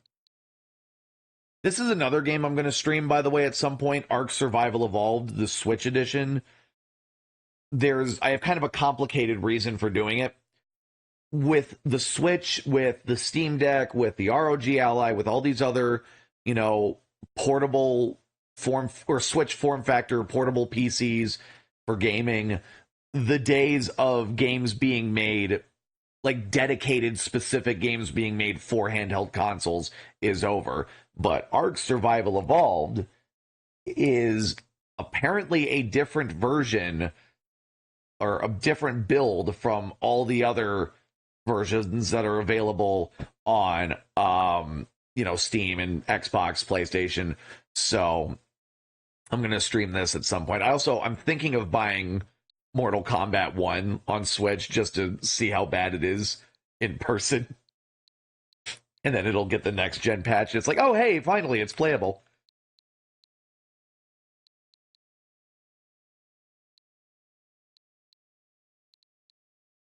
What the fuck to stream?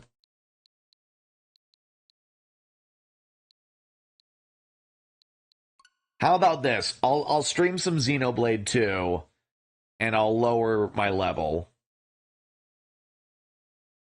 so it won't be completely boring to watch.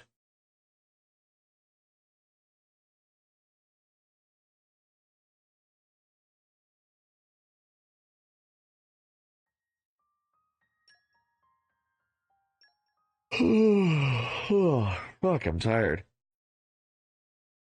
Stream still going okay?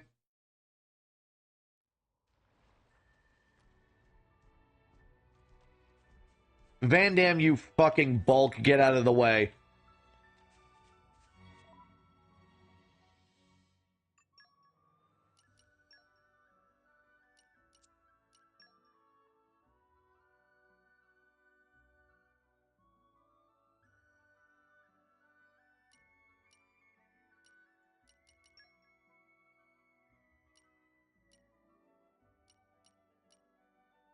Why did you comment YH?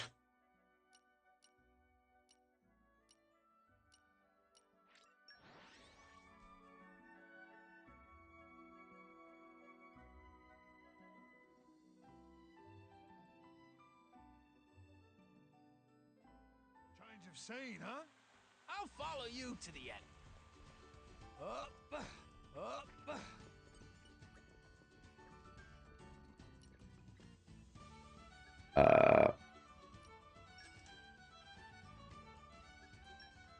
Oh, you were just saying. Okay, you were just saying, yeah. All right.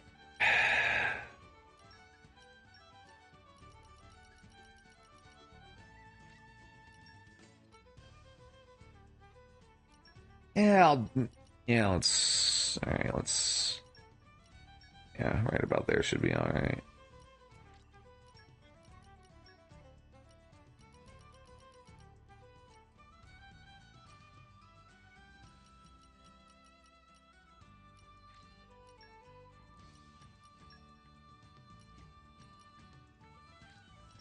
Guts is all you need.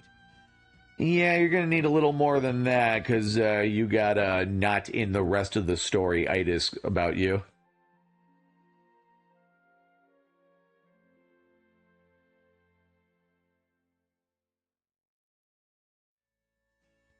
Let's make this day count, too. Muscle, metal, and guts makes a man wise, or something. Oh. Sorry, eyelash. Oh.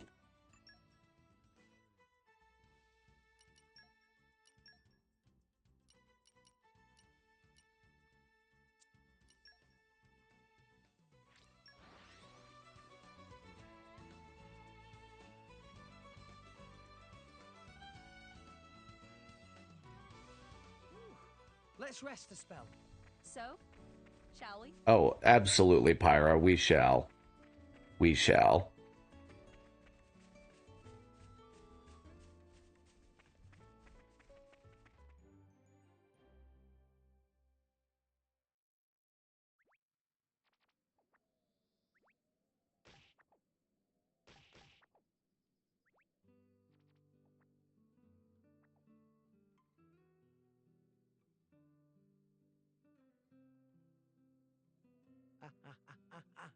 Hey, hold still. I thought you were a tough salvager, Rex. Give me a break.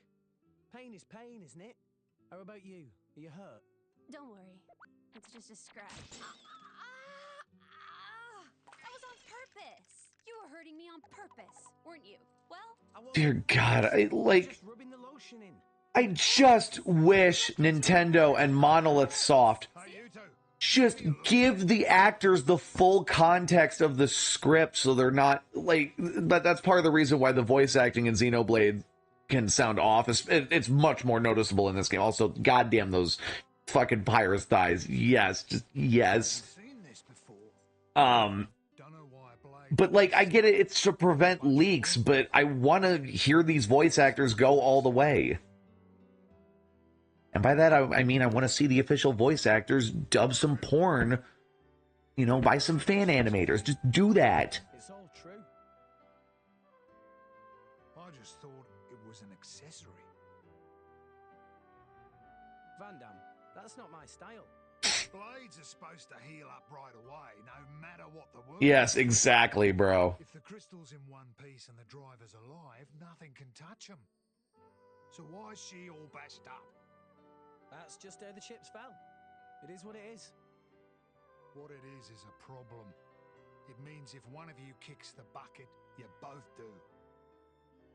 You told me that a good driver always protects his blade. So that's what I'll do. I'm gonna protect her. Easier said than done, kid. Listen, Pyra, she saved my life, brought me back from the dead, so I won't die again.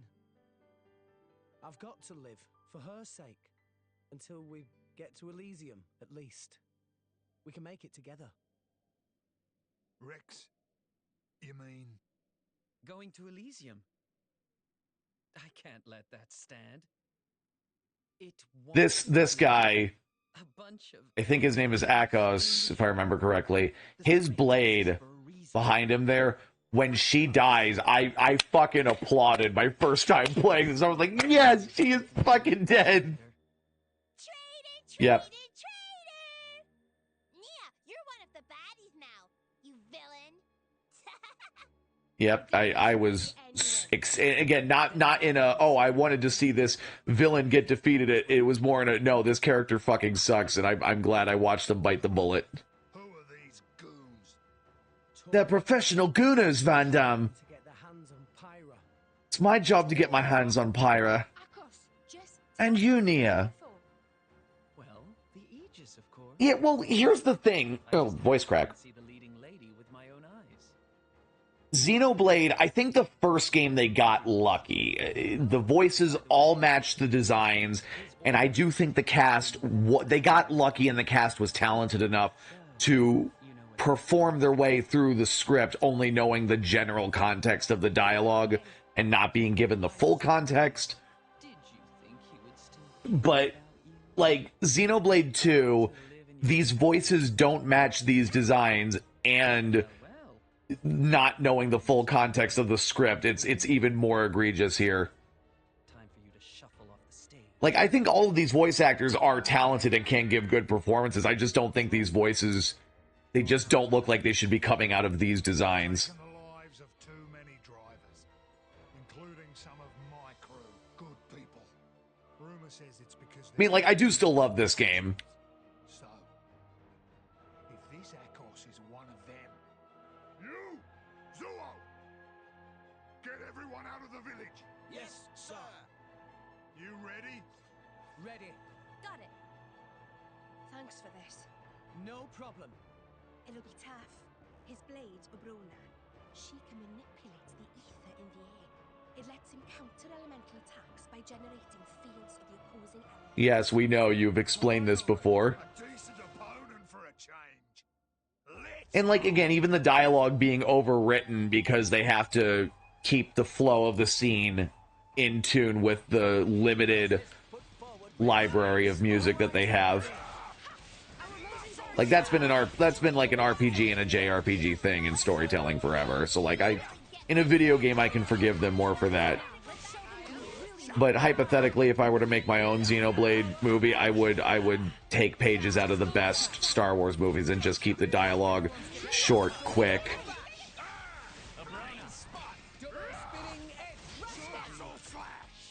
You know, the stories are the same complexity, you know, each one respectively. But yeah. Honor, sharing a stage with the legendary Aegis. Huh? Why would the driver? It seems that they're taking each other's damage somehow. Thank you for that. More chances to give that character dialogue. Thank you. Is a mere mortal right now. In that case, a little more damage, and she'll be easy to deal with. I do love this. Like,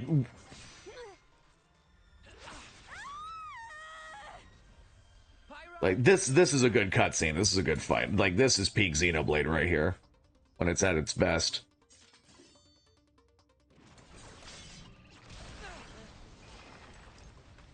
Kids these days, I swear, can't leave you alone for a minute. Could use a hand. Leave it to me. I'll take this dog down.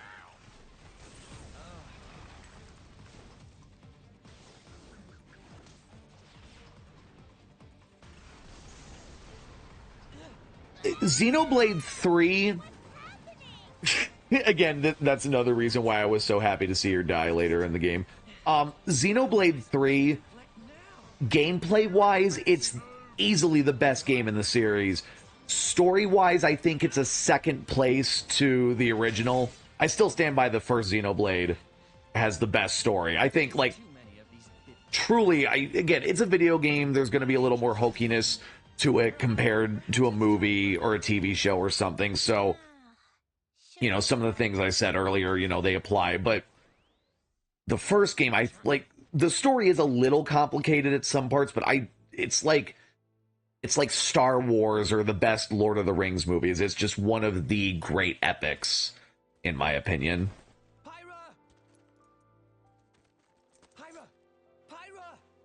Yeah, so. But no, case in point, Xenoblade 3, best gameplay, Xenoblade 1, best story.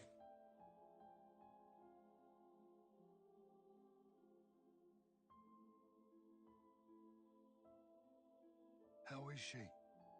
She's not badly hurt. Dromark thinks she just needs rest. That's good to hear. Maybe. I used too much power again. Hey, Rex. Hmm? Know what the difference is between me and that Akos fella? Well, he's a bad guy trying to get Pyra. And you're... not? I also love this bit of music here in the soundtrack. What if I told you that we weren't that different? Huh? My crew at the village, we think we're fighting for justice. But a just fight? I'm telling you now, there's no such thing. What people call justice, it's just an excuse to fight. War is war. The more you stand up for yourself, the more people want to fight you. Before you know it, you're in a war. Listen, all I'm saying is, we've got our fight, and he's got his. But what he's doing is... Yeah, it's bad. But war ain't about right and wrong. Power. That's all it is. And power can take many different forms. It depends on the heart of its wielder. I think I need to turn the dialogue settings back up a bit. If we're scared of it, we're done for. As for who's right and who's wrong, no one knows for sure. So all we can do is protect what's important. Yeah, I don't know if I agree with that point of view. I agree with them on the, like, oh, it's about power aspect, but the other thing, and I don't know if I entirely agree with that. war.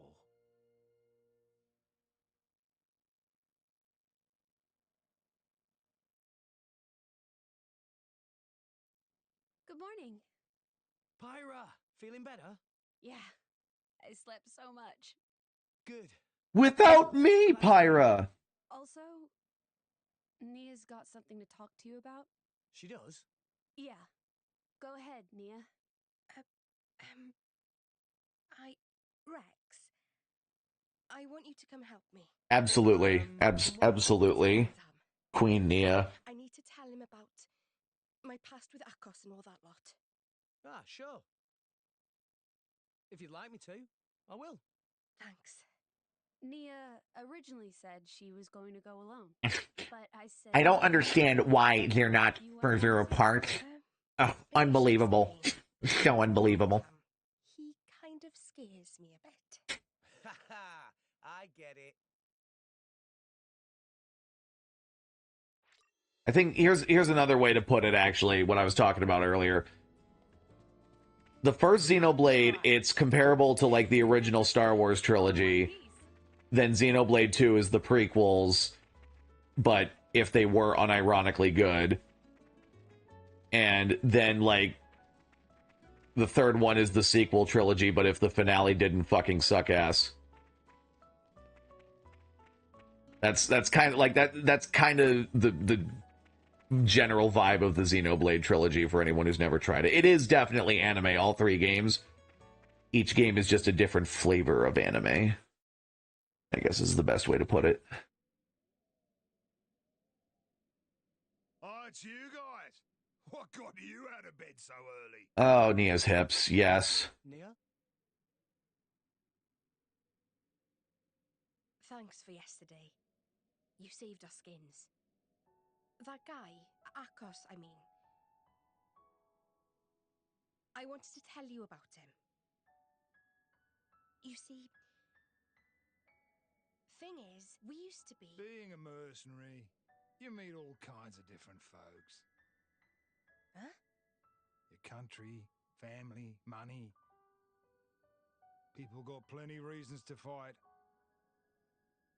Like fighting for a special girl. I see that a lot. Though not every girl has a strange crystal in her chest, eh? You mean Pyra? We're just...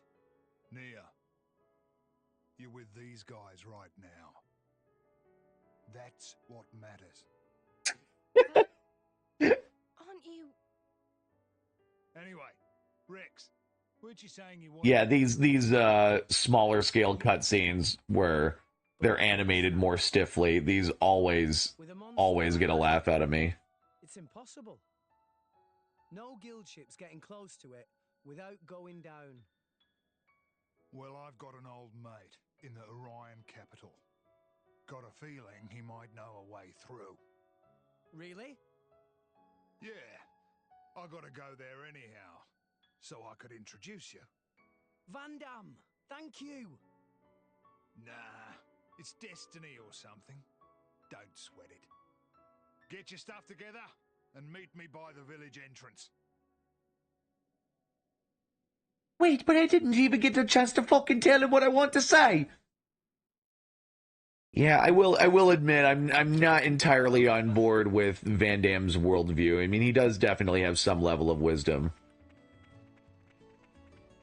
But I guess the best way I can put it is, you guys know that meme of two people standing on opposite sides of a number 6 or a 9? They're both, like, one of them is standing on one side, they're seeing a 9. The other one, they're standing on the other side, seeing a 6. They're both arguing, it's a 9, no, it's a 6.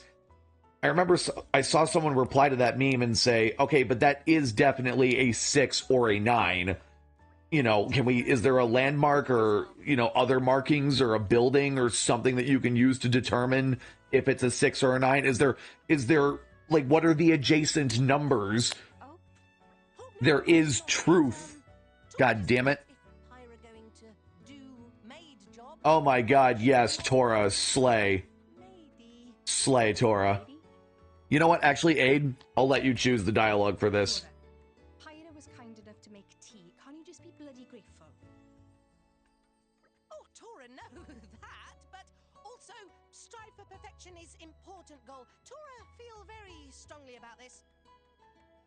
The most important thing for maid is, knock on word is, blushy crushy. Pyra's still quite lacking in that area. Oh my god. I'm lacking. Third nuke, opening up the control panel now. But what on all rest is blushy crushy? It, what every man looking for. Rex did ultimately get his blushy crushy. Pyra's feet. Almond? Really? Yes. It is known fact. Listen, Pyra, there's no point paying attention to this little twerp. But is Pyra interested in essence of maidiness?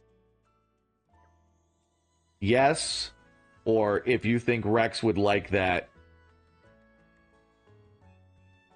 Which, Aid, I will let you choose if you so desire.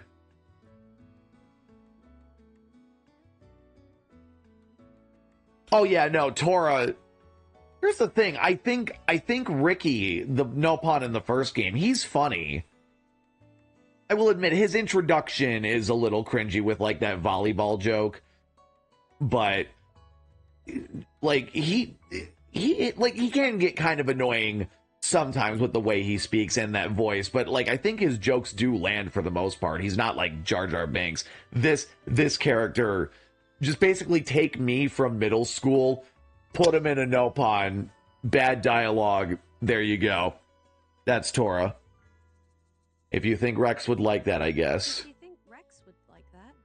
Rex is boy, so he definitely not immune to the charms of blushy crushy. It definitely worth Pyra's time to learn essence of maidiness. I see. Okay. Oh, oops. Pyra, Tora will now introduce assistant to help teach essence of maidiness. How may I be of service, Mr. Oh dear God, Poppy. It really does suck. I love the story arc she goes through, but her writing and her character, just dear God. This just Rex-focused blushy crushy maximization mode. I feel so sorry for that voice actress. Salvaging, Mr. Rex, sir. Mr. Rex. So, this is blushy. Just be submissive to him, Pyra. It's just put it that way. Mr. Rex, sir, Poppy is blushy crushy just for you. Mr. Rex, sir. Pyra is blushy crushy No. Rex will never fall at Pyra's feet with such leverage. He's a fucking gooner. Yeah, the no honor gooning all day. Mr. Rex, sir, Pyra is blushy crushy. Just for you. Not there yet. I give up. I can't watch this anymore. Kurt Cobain just walks into the frame with a shotgun and just...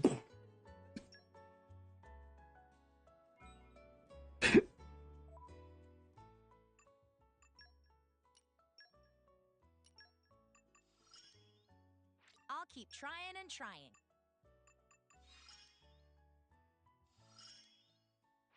See, this is another thing, too, about the second game. It's all about the mainstream anime stuff. You get the exaggerated designs with the easily recognizable color palettes, the exaggerated proportions, and the overly complicated gameplay with the story that gets sidetracked on 17 different fucking things up until the end of the game.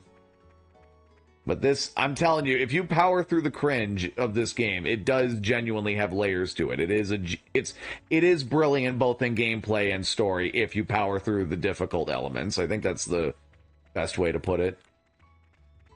The first Xenoblade, though, my god, the first Xenoblade is so fucking good. So fucking good. Hardest 10 minutes of my life.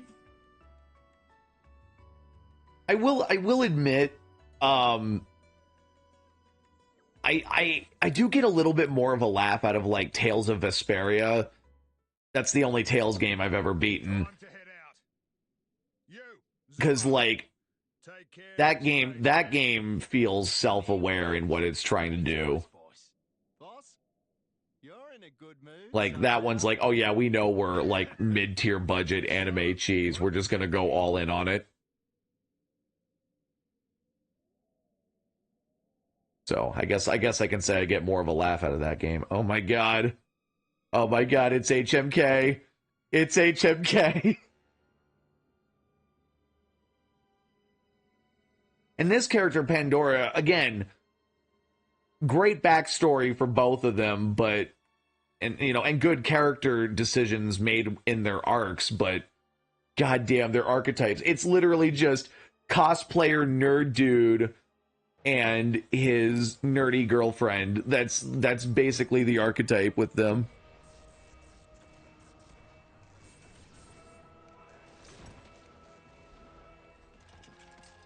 Jin is also a great villain. His story is like Anakin Skywalker, but if it was done right.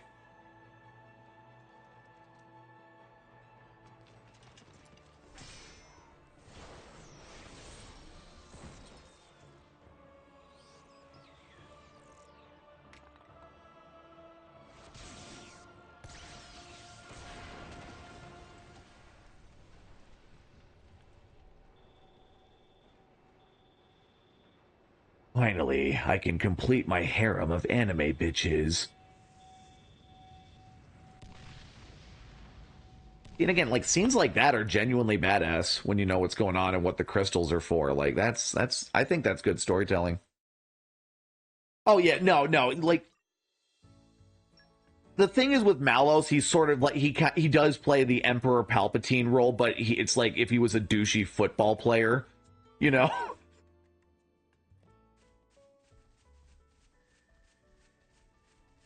Jin just straight up feels like a tortured, layered character with badass moments the whole way through.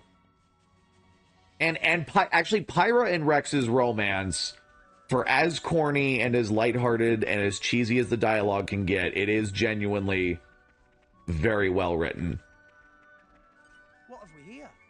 The stuff with Mithra is great too, but I think the very clear romance set up between Pyra and Rex in this game, it's genuinely fantastic. That's another high point of this game.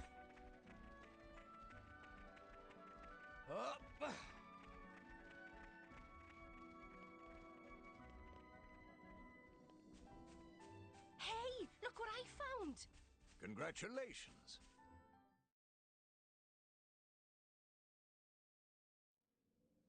Yeah, textbook definition menace to society. Looks like all the chat about the Aegis was true. Who are you? I love this game, and I remember watching a complete playthrough of it, but oh my god, looking back, it's a bit much. Again, first game is closer in tone and style to something like in anime Star Wars. This is meant to be a more mainstream take on that, so it has to play into the tropes even if they're cringy, because the third game is about those two styles coming together and balancing out, so you can give the middle finger to your audience with shit like this and still receive tons of awards. Are you...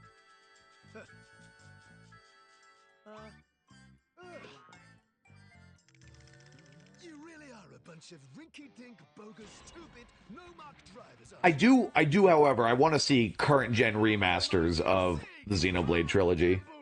Bringer of chaos.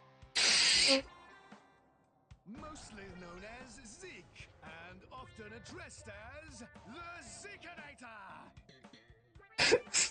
Behold my blade. Pandora's thighs. This is my sword.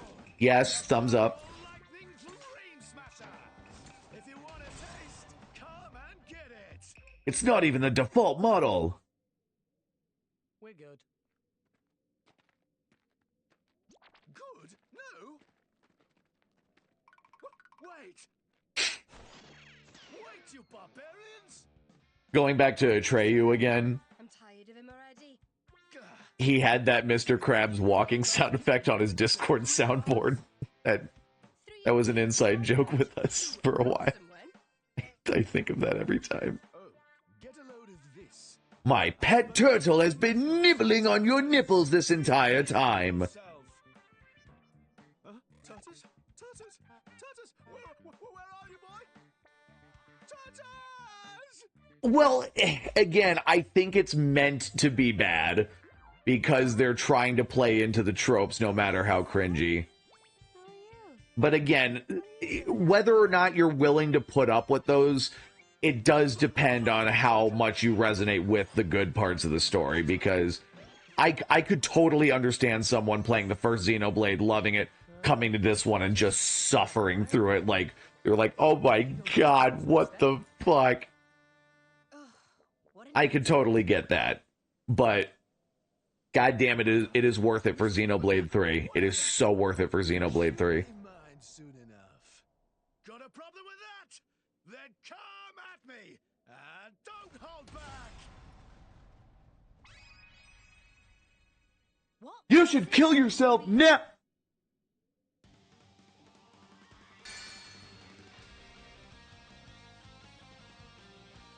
I'm going all in. Blind spot. I feel a bit sorry for this, and we'll win for sure. I like your attitude. I will also say too, it is kind of funny how they play into the trope of the enemies who then become allies in the end. These guys become a part of your party later. They do that a lot in this game, and I think it is pretty funny the way they execute it. But again, the character archetypes themselves, not everyone's cup of tea. I get it. Goddamn Pyra's thighs. Oh my god. So worth it. Good try. Not bad. But wipe yourselves down and get ready for my super ultra mega move. We're waiting with bated breath for your super duper whatever. You asked for it.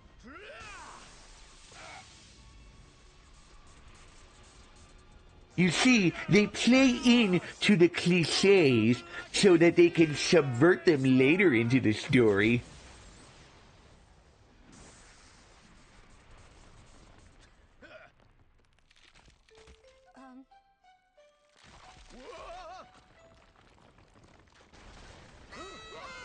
I wish you had both died. Whoa. What just happened? They... What an idiot. Don't see that every day. Come on. That's enough nonsense. Indeed. But we're not even halfway through the campaign. There's plenty more time for nonsense, you guys. It's Xenoblade 2. There's like 24 different fucking something other things to do's in just the main campaign alone.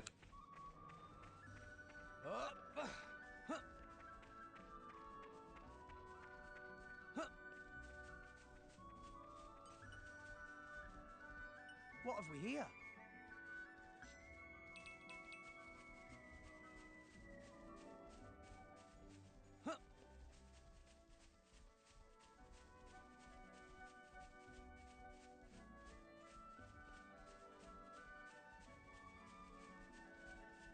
Hey, look what I found! Congratulations.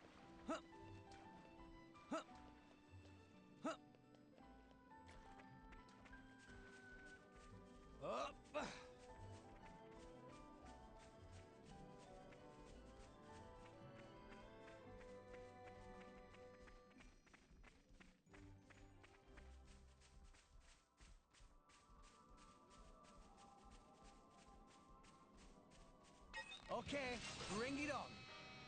Break! Let's keep this up and we'll win for sure. Spot. My thoughts exactly. Let us make use of it Eagle now. Eye! Why not? If break, why no topple? Our emotions are in tune! So flat. I like your attitude. Dun, dun, dun, dun, dun. Rush them, Sat! Why not? Revitalize. Ha! Sure. Healing, let's Hello, go! spinning edge. Okay, Hit it, here we no. go! Rush down. Excellent. Why not? Fucking murked, mate. What have we here? Okay, bring it on.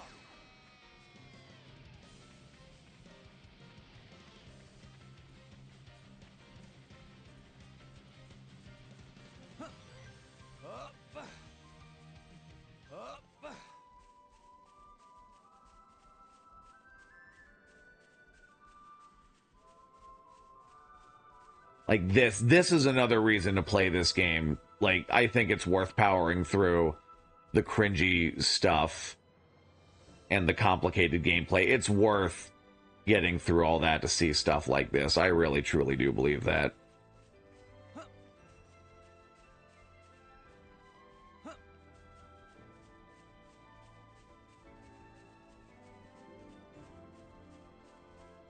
No! We lost the upper hand.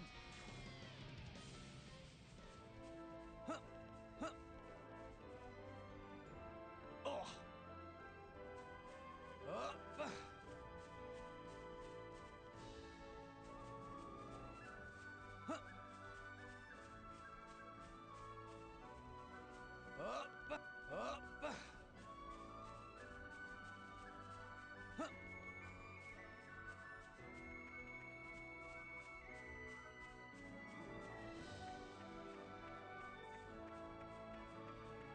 Frame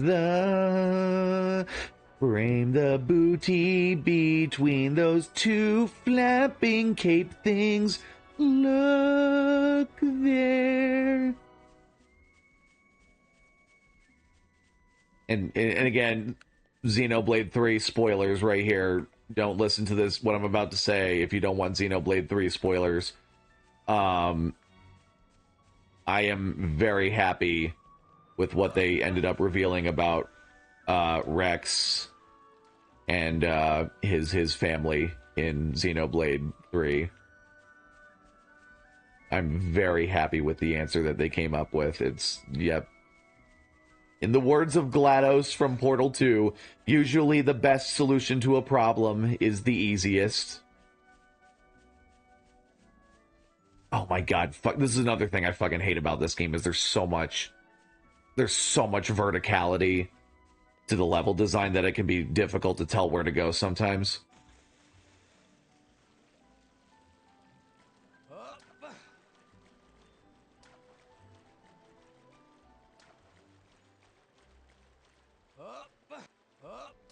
Please, dear God, I beg of you, Monolith Soft, the next Xenoblade game on Switch 2. If it's probably, I hope it's Xenoblade 4.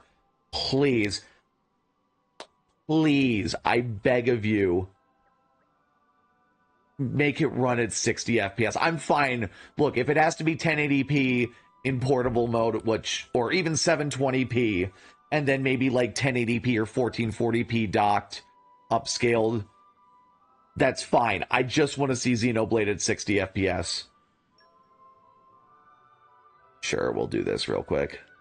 Sure, why not? Okay, bring it on. Great blinds! Our emotions are in tune, Rex. My thoughts exactly. Let's go. Good on you. Everyone's getting psyched. It's okay. Much obliged. You can Cheers. count on me. Why not? Eagle eye. Go for it. Let's do Sure. this. Good. Excellent. Rush down. Why not? Yeah, no, dude, Muscle slash. Yeah. here's the thing, like the Switch being there at its launch, I was in my second year of high school, March of 2017. I got the Switch the day it came out. I'm pretty sure it was a Friday, because then I had the weekend, and then on Monday I took the Switch into school, and all my friends, they were trying out Breath of the Wild. I had a guest account set up on there, and like everyone's minds were blown. And then later that year, I would occasionally take my Switch to school. I had teachers genuinely stop by and like I was playing Xenoblade 2 in class because I have no shame. But one of my teachers comes over and he's like, "What is this? It's so cool." And I'm like, "It's the Switch." And he's like, Okay. it was actually, I'm pretty sure it was this map I was in too when he saw it, but it was mind blowing. Dude, Elden Ring at 60 FPS on the go, upscaled to 1080p with like medium setting graphics and good ray tracing. Please bring it on. I would love that.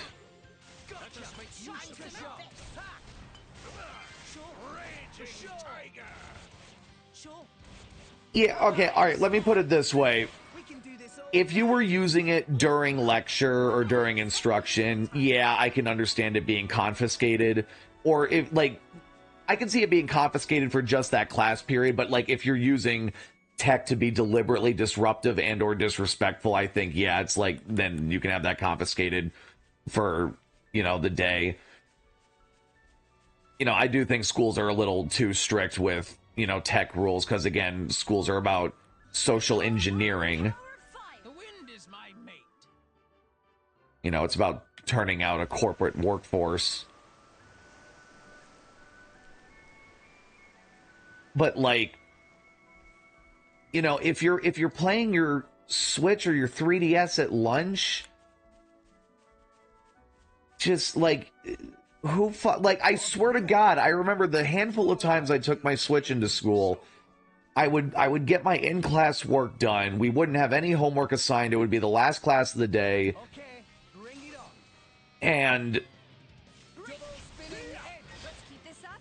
like, we would all be done with our work. There would be other students using their phones, and I would have my Switch out, headphones in, and the teachers would single me out and say, "Alec, you need to put that away." And I'm like, "What? Because it's a dedicated portable gaming device?" It's the year 2017. Shut the fuck up. Like, at the time it was. But yeah, no, schools are just fucking miserable.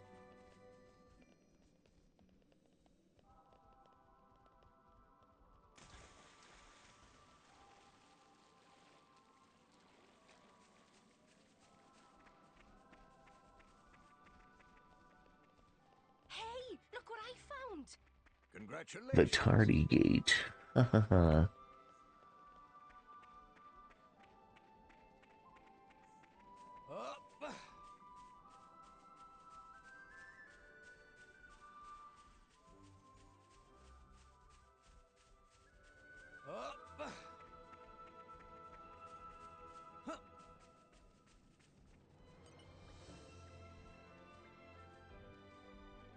Yes, indeed, the tardy gate.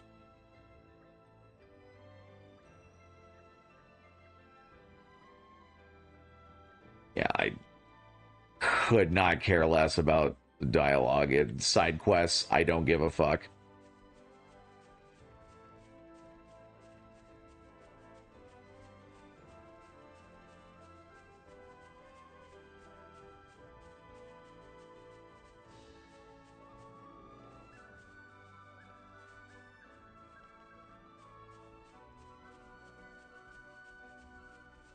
Great music in this game too. Like, music alone also makes it worth it.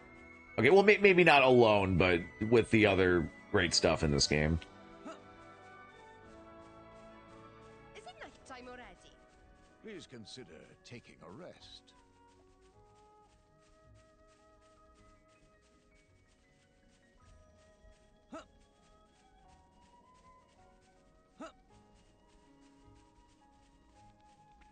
If they seek a fight, they shall get one. And you guys suck at guarding your place. I call on the power of water. Patience is my strong suit. I don't think I have any blades with another fortitude.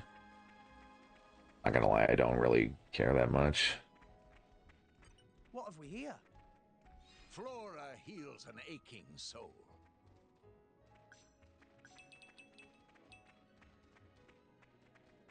This can't be good. Look out, everyone!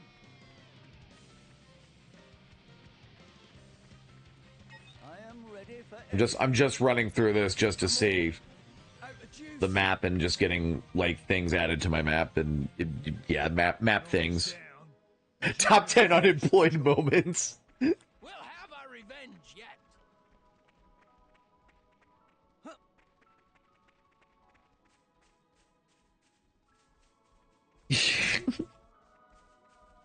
Yes, the Chinese spyware.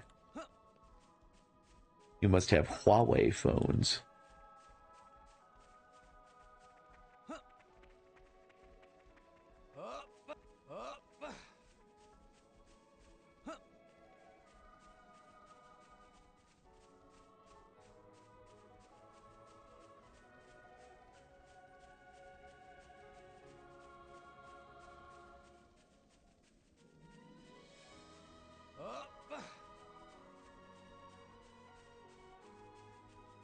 Oh.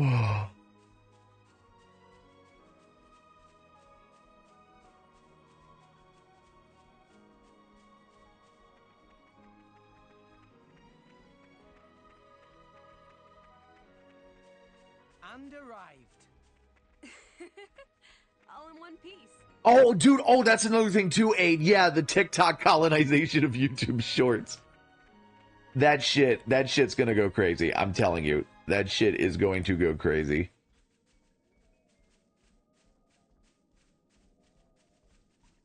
It must have sensed our skill.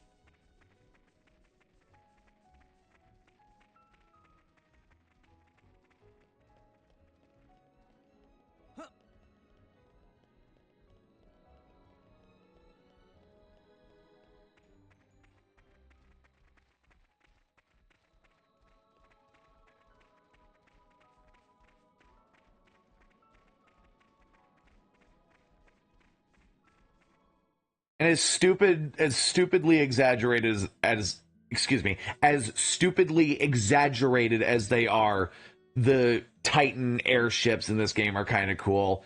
The cities are cool. They have a huge scale to them.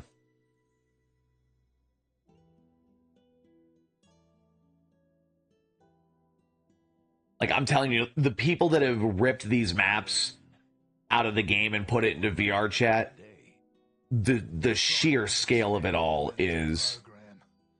That's a lot of warships. These ships look different to normal ships. Yeah, we don't muck about with our Titans much.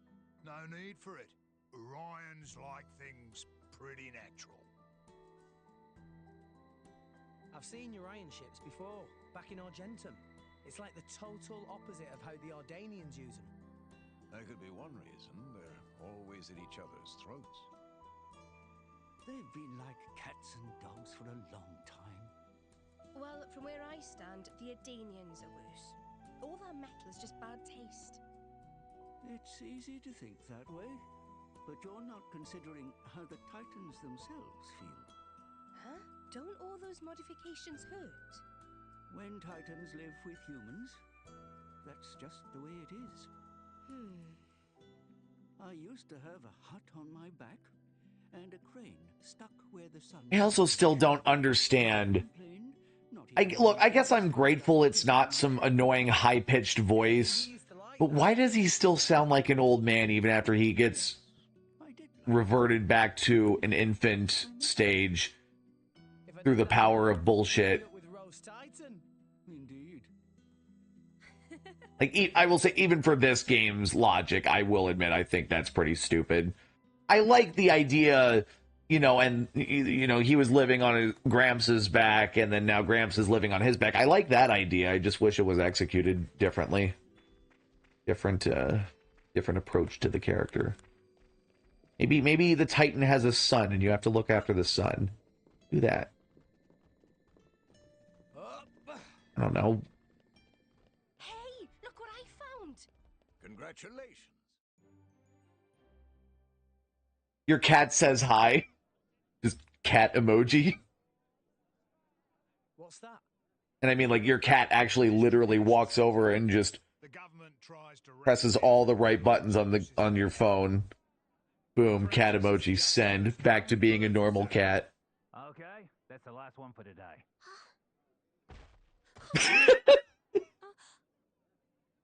Come on! I'm a soldier. Been busting my gut for this country. That should be going to me, not the likes of you. Huh? Don't look at me like that. Respect your elders, you snot-nosed brat! Are you okay? What do you think you're doing? She's just a child. What? Huh? Huh? Who the hell are you? Rex, this isn't our business. Leave it. Being an adult isn't just about barking orders. Sometimes you need to help someone weaker. Shut your face! You don't know what the hell you're talking about! Sometimes mainstream anime, like, this is not one of them, but sometimes mainstream anime does do a good job of dunking on narcissists when the writing is good and the, you know, it's exaggerated in all the right ways. It can be funny, but unfortunately, this is pretty cringe.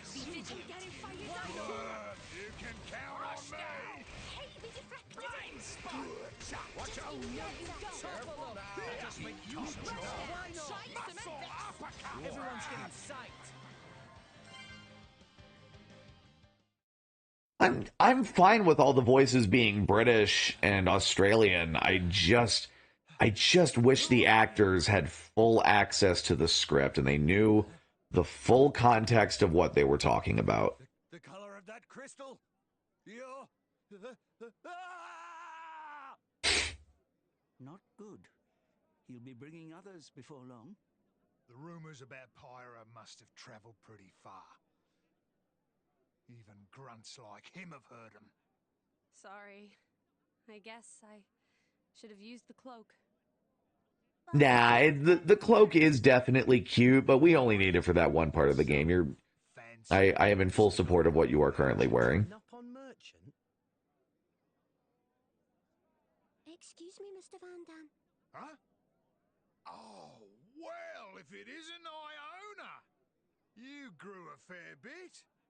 How's Grandpa Cole doing? Ah. Not too good, then. Who's this? Well, okay, the reason why they did that is because I think, one, it is cheaper, and also because, you know, like, it's just English voice acting, so they're like, oh, we don't really need to do another dub just to use American voices. And I'm not gonna lie, I have a feeling that American voices might not I mean, like, I know there's some American voice actors in the Xenoblade games, and they can be hit or miss, but like I'd rather have it be Australian, Welsh, you know, Scottish, Irish, British. I'd rather have that than just American English, because I have a feeling that for most of the characters that would be way worse. My voice is getting very sumptuous right now. Yeah.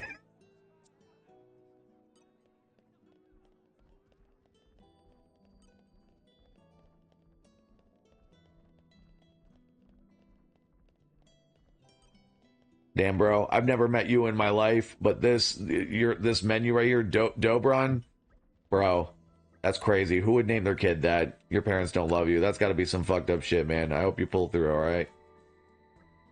Well, anyways, it was nice talking to you. Have a good day. Goodbye. Goodbye. Yes. Yep. Not in the mood to play Life is Strange right now. Shut the fuck up.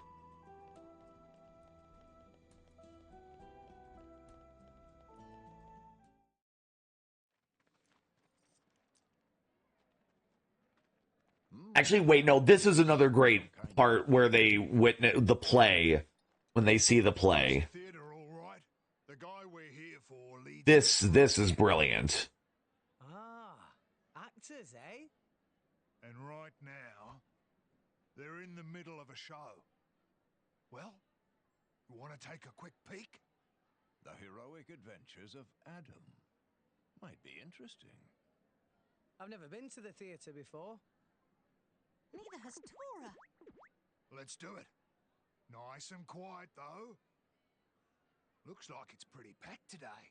Okay.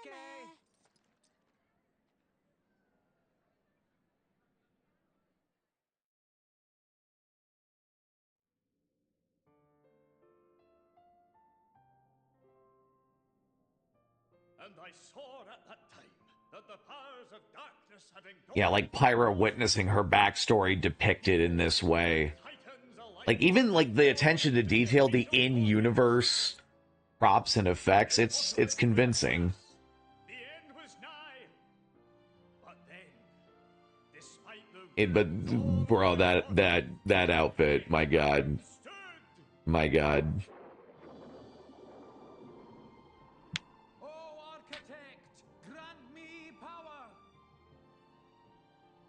To banish the dark, power to illuminate the world.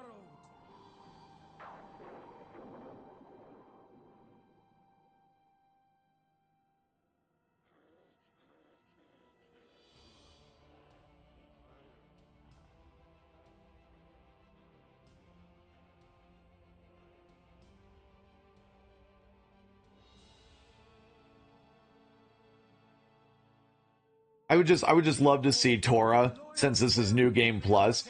He breaks character and starts going, boo! Boo! He starts like throwing tomatoes. Rack size not big enough! Booba must be bigger! Boo!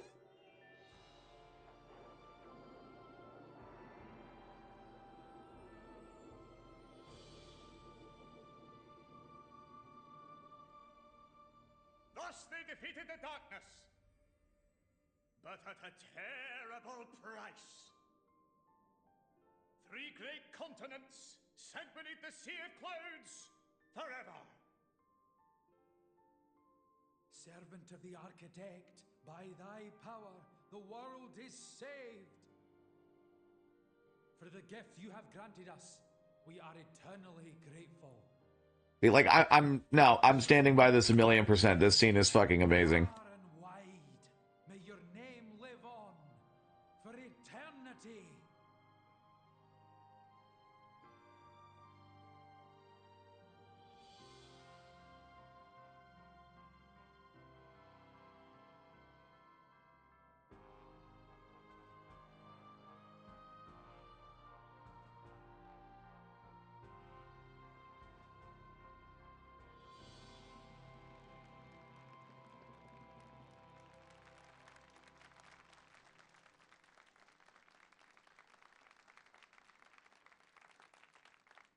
I will admit I'm not huge on how Pyra reacts here. I know it does stir up some bad memories, but I feel like she's almost a little too happy and maybe a little too enthralled with the play to have a reaction like what you're about to see.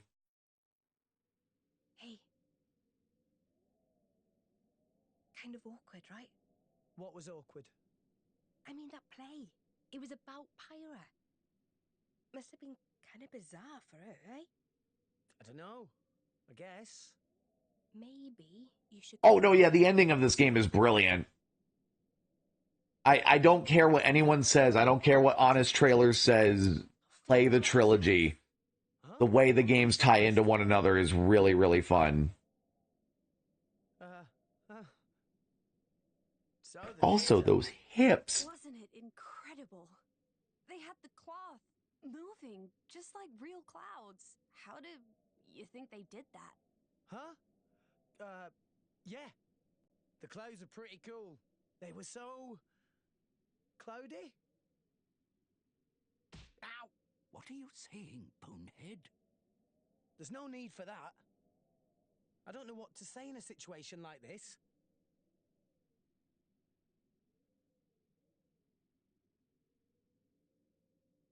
Coming in, old fella. Crikey. Still collecting... Fucking crikey, mate. Watch it, you bruiser. Don't make fun of a man's hobbies. See, if I made a movie adaptation of this, I would want to get Mark Hamill to voice this guy. I was a freelancer before the firm got going. Believe it or not, me and this old fella tore up a good few battlefields in our day. Oh yeah, no, I am so happy for Rex. I just wish his voice actor didn't hold back when screaming because goddamn race car scream sounding Well, what can I do for you, friend? Cole. You're old, ain't you?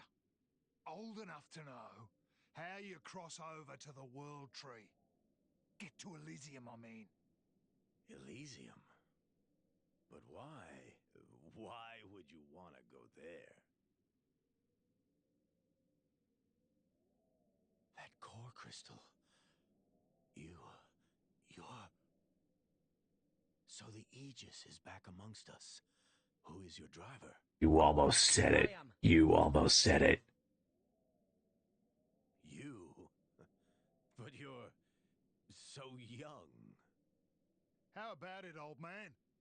Do you know the way or not? I dare say if you've trekked all the way here to ask me, you've already tried going yourselves. Yeah, but we couldn't make it. No wonder. No one can get to the tree while that thing's guarding the way there. It won't let anyone past. But a long time ago, there was a man who went up the tree. I still find it so weird. Really? Yeah.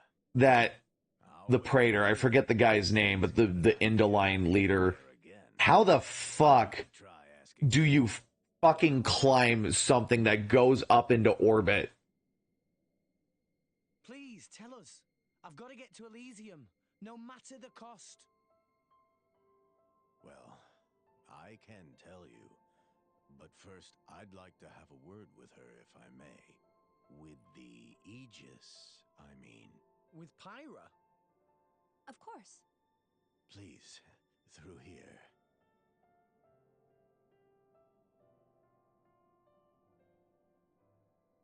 Mr. Cole, right? You wrote that play, didn't you? I hope it didn't stir up any painful memories. No. Some of them are good memories. You know, you're not very convincing. I'm sorry, I really am. I just wanted... It doesn't even sound like she was trying to be convincing. People how we were back in those days. Really get it across to them. Will you be using it again? That power? I don't know yet. I just don't know if this world can take it a second time. I know that. I'd never use it if there was another way. This is what I hope for. But... That man's the only one who knows how to get to where you're going. Do you think you can make it to him? I just wanted to make sure. It's all like how convenient for us, the player, also that he doesn't bring up the fact that she looks different until the end of the conversation. His name's Rex. He's a good person with a kind heart. Reminds me of a certain someone. Okay then, I'll help you out. Thank you, Minoth. Minoth. I'd almost forgotten that name. Now then, where did it get to?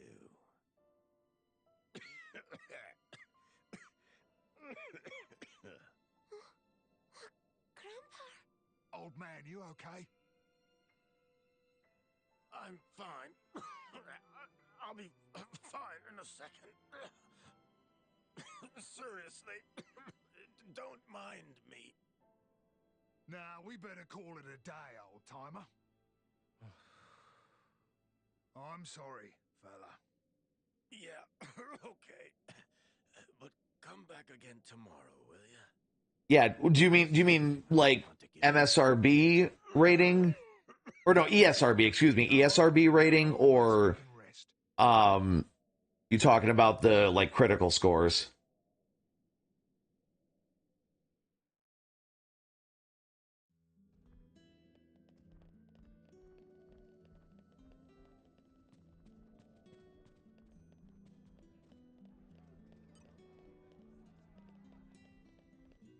Up.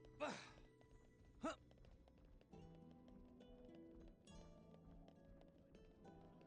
Up. Up. Huh.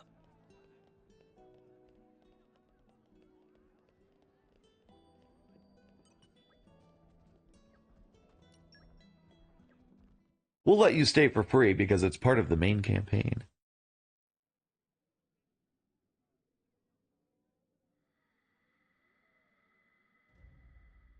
Yeah, in my book, I would personally give like Xenoblade 2 an A minus.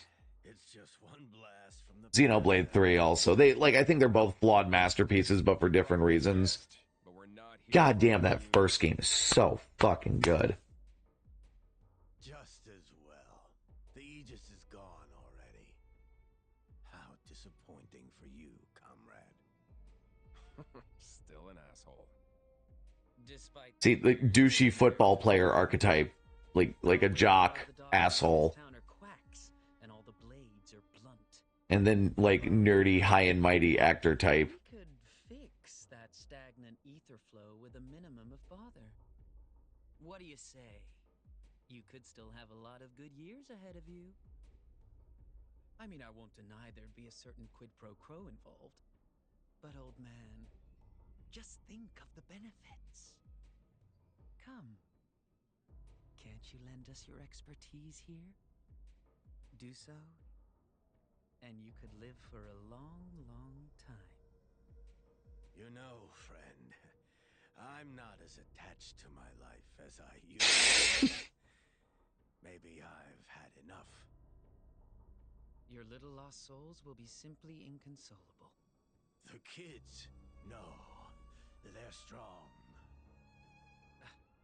This is becoming a farce. A horrendously cliched one at that. Break a leg.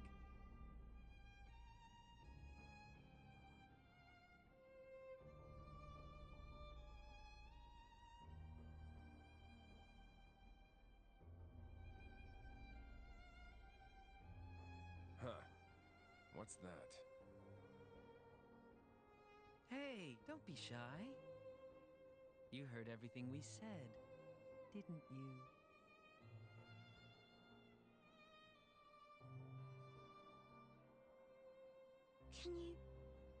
Can you really help, Grandpa? Why, of course. We can help. That is, if you can help us. Can you do that for your grandfather?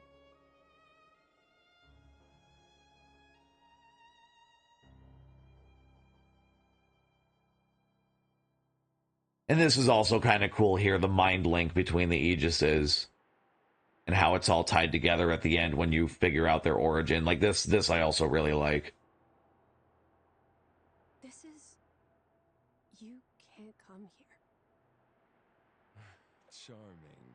So you're making the rules now, huh? You didn't come here to talk about the old days, did you? We've snatched Menoth's little brat. No. Meet me at the place of your awakening. You remember it, right?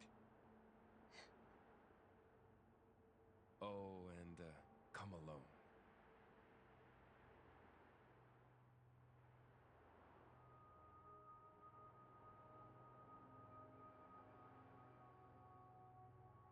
In the loo, I guess.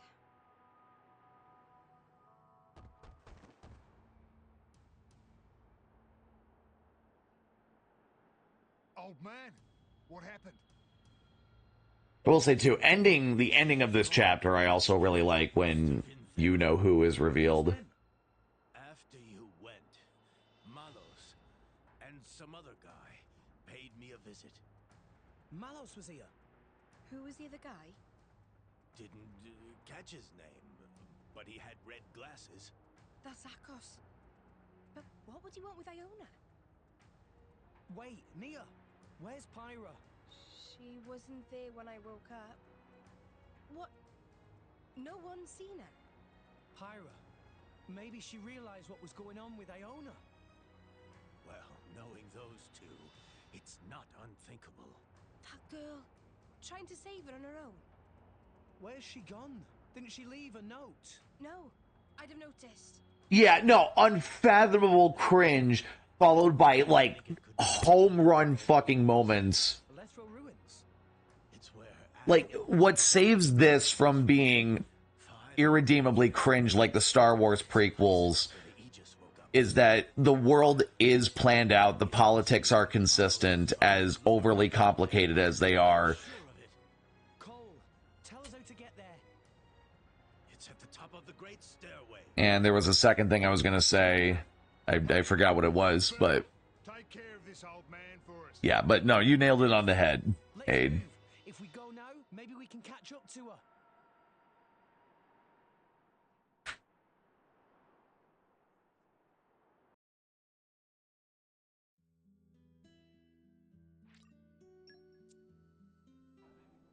I'm not going to lie, I'm kind of surprised I'm playing this for longer than I have been. Or longer than I thought I was going to, excuse me.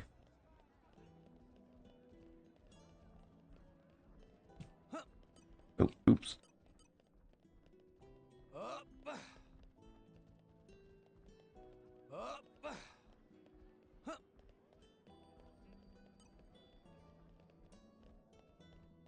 I love it that we were just like talking about real world politics and just how fucking fed up with the system in America like we are, and now we're just like, oh yeah, no, here's something super layered with fucking anime titties in it to distract us from real life.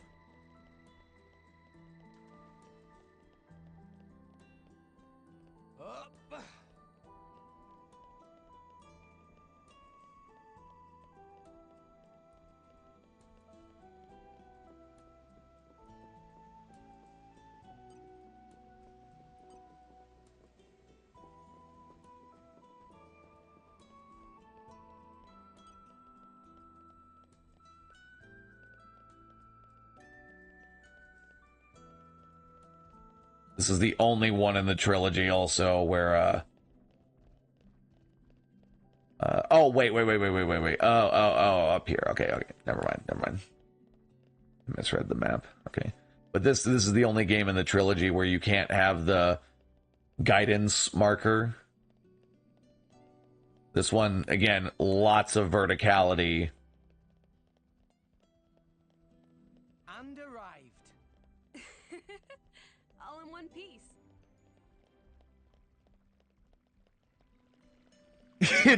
Twilight Princess to Mario Kart to what the fuck is this? Yeah.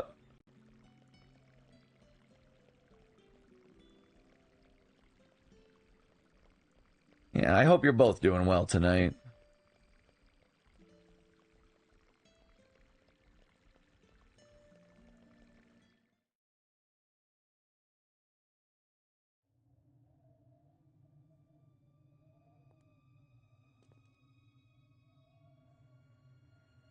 So lame.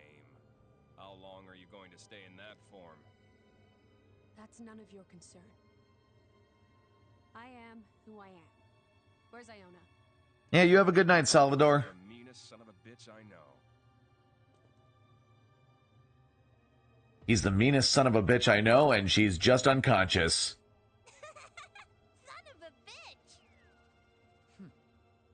I still think we should have sent them a finger or something. But you know best. You know what we're after, don't you? Jin. Is he on your side too? I exist for his benefit. That's all I'm gonna say. Really?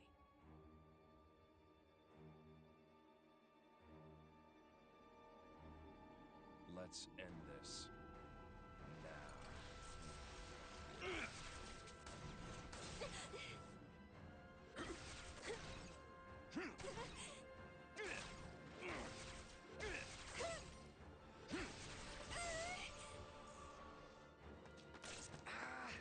Riggs? I'm okay. But Pyra's fighting alone. She's close though. Really close.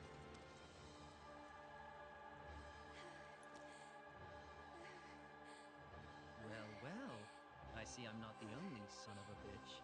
Still defiant, I see. Oh shit, Rydog's got the new build for his Pokemon VR demo. Which, by the way, I talked it out with them. Once I can complete the tutorial, then I will stream the main game mode. But even with that being said, you know, it's a one-man tech, like, fan-made tech demo in progress. You can't beat me like that. But maybe I can. The kid?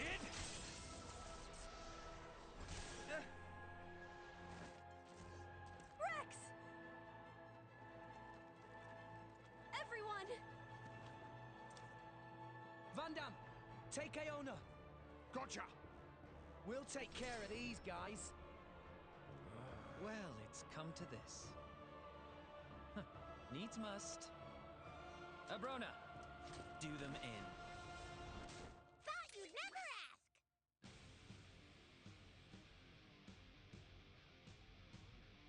Thank you, I appreciate that. You have a good night, Salvador.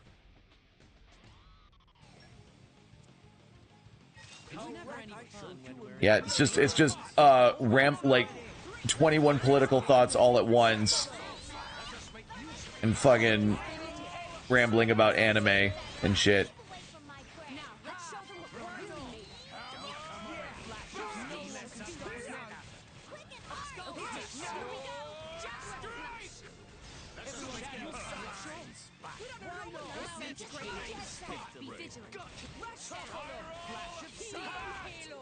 Do it. Abrona. Thanks for that.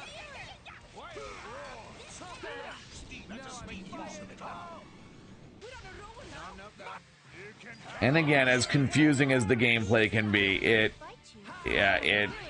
clicks after a while. I mean, that is if you put the effort in to understand it.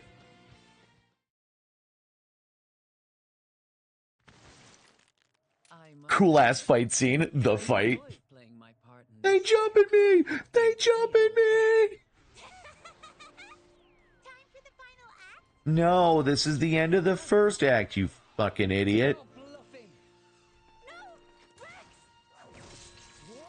You see, blades draw their power from atmospheric ether energy. They send their power to the crystal where it manifests. But what if we were to interrupt the flow? Shit! Don't look good! Damn! The power's draining out of my weapons. It's no good. I can't transfer power, my lady. Master after pun. Poppy feels funny. Wait, if she's an artificial blade, I thought she was supposed to be immune to shit like this. Maybe there's an explanation for it. I don't know. It's probably buried in the cliff notes somewhere. Isn't it obvious? We want the power of the Aegis for ourselves. It's Jin's desire to erase all of humankind from the world. What?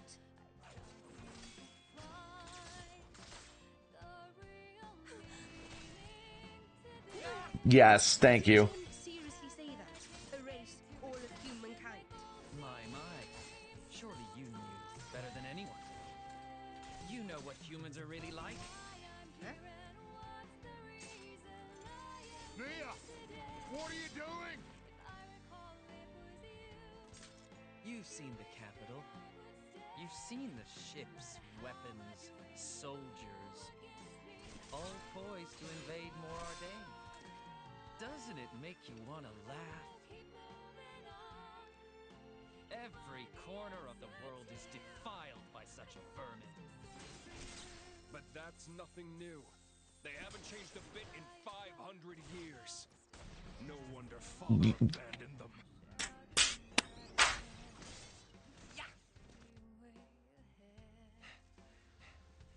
No, the only thing that hasn't changed is you. Father didn't want. Like, I love this, even though Rex is being too reckless and exerting too much power, you know, from her, she still stands in front of him, like, he does understand him. What? Is that power coming from his blade? It's too... Playtime's over. Let's end it. Akos? Agreed.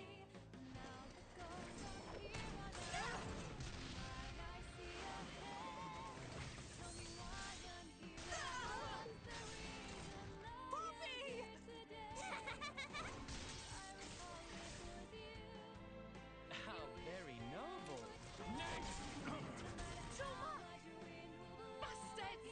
Over here! Nia! Tora! Damn!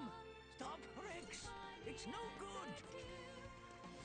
See, like this, again, W, fucking amazing cutscene right here.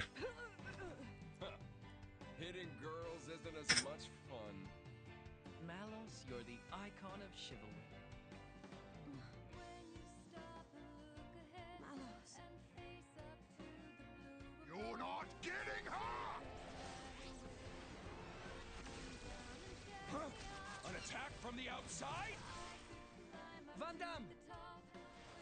Ah, the lunk is back. But that pea shooter won't help you. Even if you hit, it'll barely register. Bloody idiot!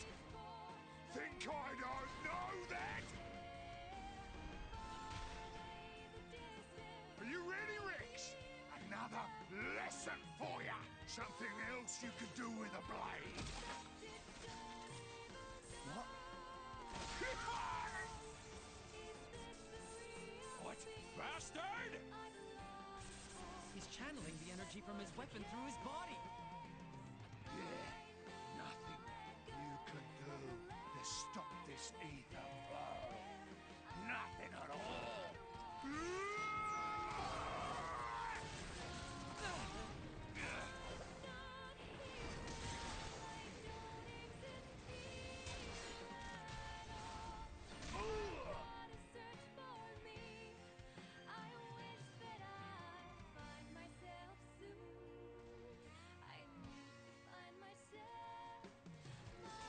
Van Damme! Move it! Take Pyra and scram, kid! I can't just leave you here. Rex, don't go dying on me here. You gotta make it. You gotta get away from here now. I need more overwritten dialogue. The music's not quite at the part we need it to be at yet. I won't allow it. Give it up!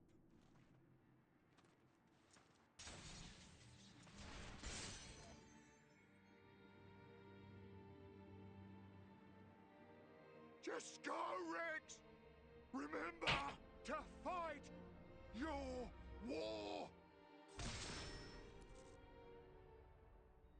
Damn, a third scar really fucks up the symmetry. Ugh.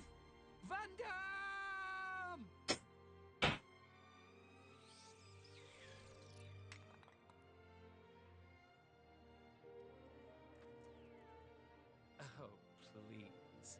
What a cliche. Throw yourself over the ledge. Same thing with you, Rex. Just stop it. Rex?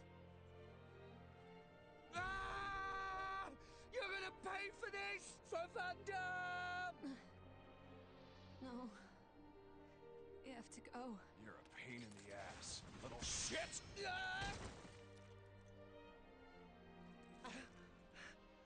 I can't do it. Rex. Rex. Can't let you do this! So long, kid!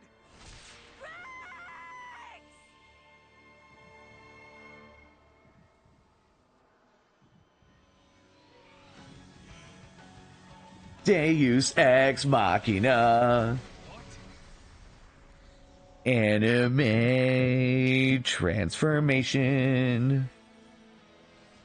Yeah, no, the call-outs during the battles are fucking great, too. I mean, can be very repetitive if you don't change up your classes, which is why I'm trying to do that. Or, team makeup, I should say. What is this?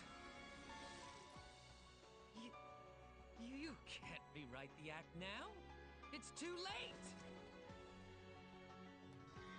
Hey, idiot! Look out! Huh?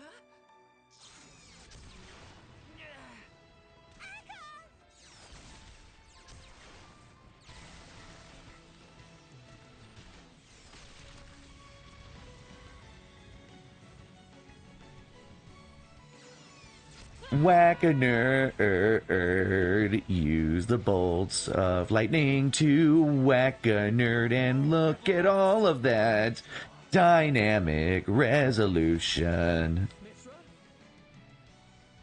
Pyra, you're... I am not Pyra. Huh? I am Mithra. Pyra, she's a different self that I constructed. A different self? No time for that. Oh, okay. Now focus. You need to focus, or I can't transfer my power to you. No, it can't be. My powers are useless? Mainstream anime, but every time a character says, "What? No, that's impossible. It can't be," you take a shot. It's something else. Not either? Mithra. Looking good. I agree, Malos. Things are heating up. Let's do it.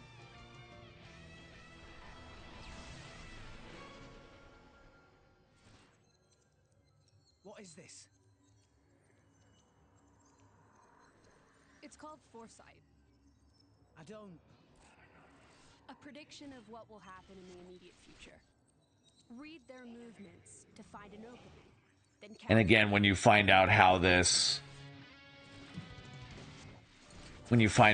ties into the first game, How did he dodge that? Who cares how? Just get them!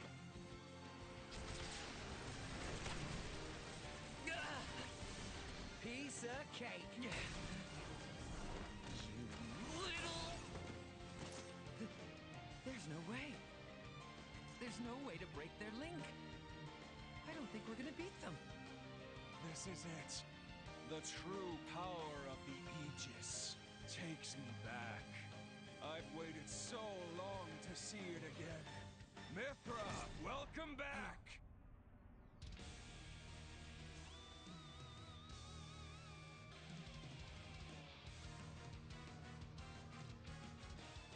oh god damn it, Tora. No.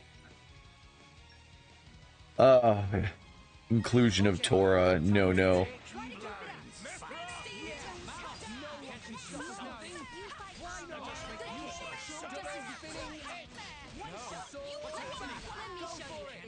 dissipate them. This is blow your trees around.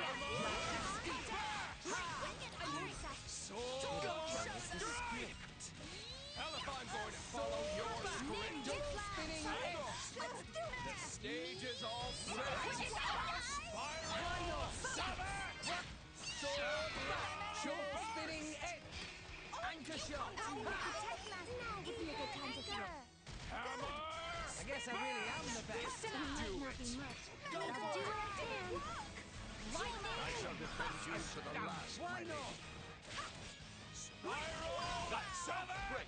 The true power of the Aegis. Sink it up. Oh damn! Oh wait, I didn't mean to do it this early. Sorry, that was Xenoblade 1 muscle memory. Get him, Nia. On it. A raging tiger! Tora, Poppy, Yuri, all Tora right here. Happy spinning flash. See, Enemy stuck. getting I'm better. still getting stronger.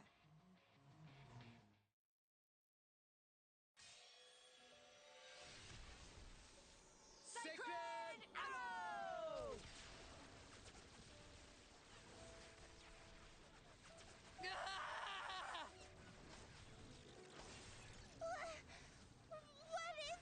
Every W's in chat. Finally, she's fucking gone.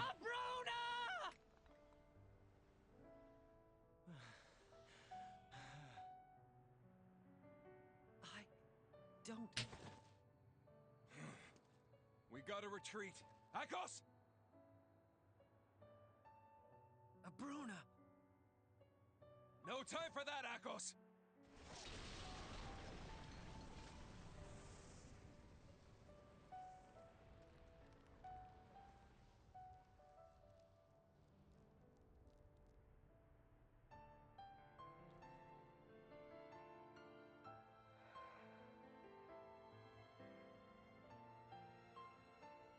Van Damme.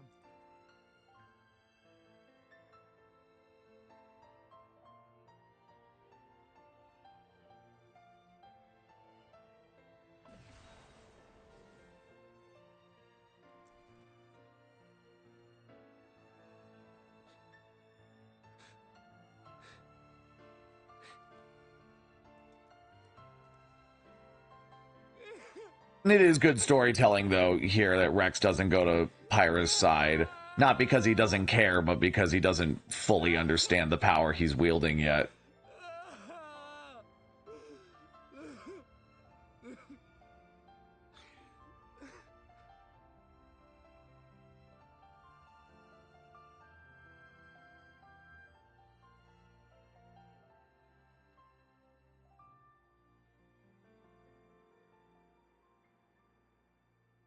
Just absolute gaming.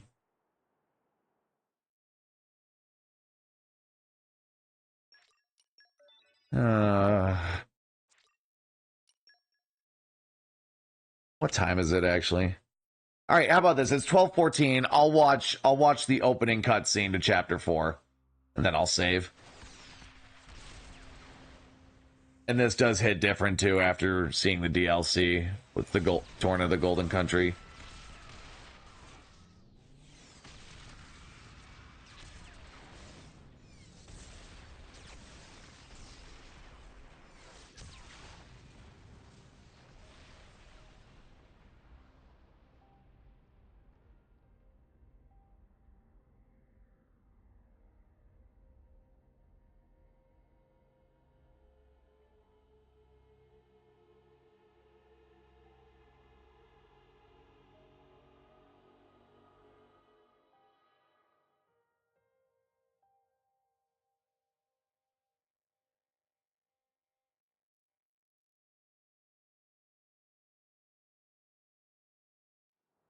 The body may die, but never the soul, which is merely passed on. Souls flow onward, born and reborn, forever part of the great ether stream. Oh my god, you were totally foreshadowing Xenoblade 3 with that. Snake grave here. Can we not take Biggie Pon home to village? He'd want to be buried where he fell, It is traditional amongst mercenaries.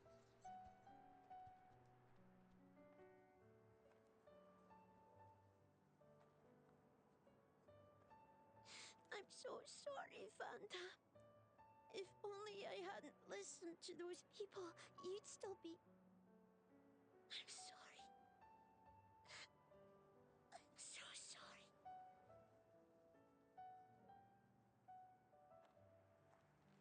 It's not your fault. No matter what, those guys would have tracked us down eventually. What matters is that Vandam saved all our lives. For now, let's just be grateful to him for that.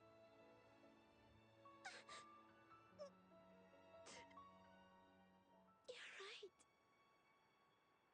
I won't forget your words, Vandam. Ever. I'll fight my own war. With Pyra. And again, maybe that is another, like, aspect of the story. Pyra? Maybe he, like, misunderstands what Van Damme was saying.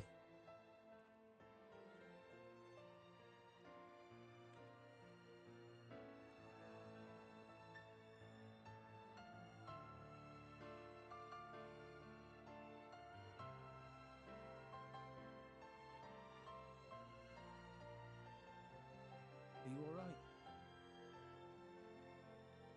Yes. Good. I was worried that you might not. Wake up. Pyra. You know I've got to ask. That thing that happened yesterday, you called yourself Mithra? What? I'd like to hear that too. That power, it wasn't normal. Is that the true power of the Aegis? Not even. I think you owe us an explanation. It was pretty crazy. Tora want to know too. Pyra was super strong. Why so strong, huh? No, don't pressure the girl. Well, the thing Yeah. is, I mean, I will say I did genuinely choke up at moments through this narrative when bad shit happened to Pyra and Mithra. Like, it was definitely effective. Pyra? Mithra, please scold me. Scold me right now. Huh? why did you wake me up? Huh? What? I didn't want to wake up. I didn't want to come back. I left everything to her so I'd never have to use that power. Yes. But then you woke me up. Woke you up? If you hadn't been so useless, none of this would have happened. I wouldn't have had to use this power. Didn't you listen to that Van Damme guy? He told you to hold back. He told you to run. But you just had to push yourself, idiot. Look where it's got us now. You really messed up. You don't have to tell me that. I know, alright.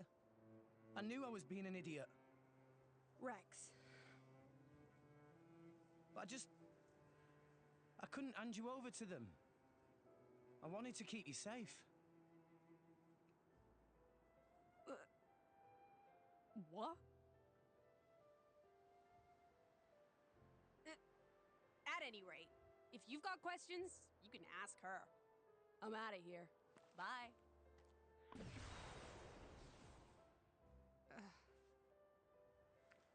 That's not fair.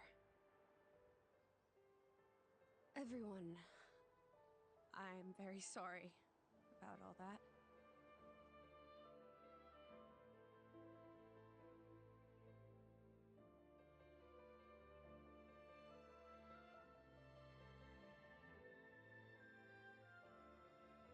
Malos and I are Aegises. Blades born with a terrible power, strong enough to destroy the world. Malos is another Aegis. Long ago, there was a man who climbed the world tree, hoping to make it to Elysium and meet his creator. How far up did he get? But And why does it look like stone right there when it's clearly made out of metal? he found it empty.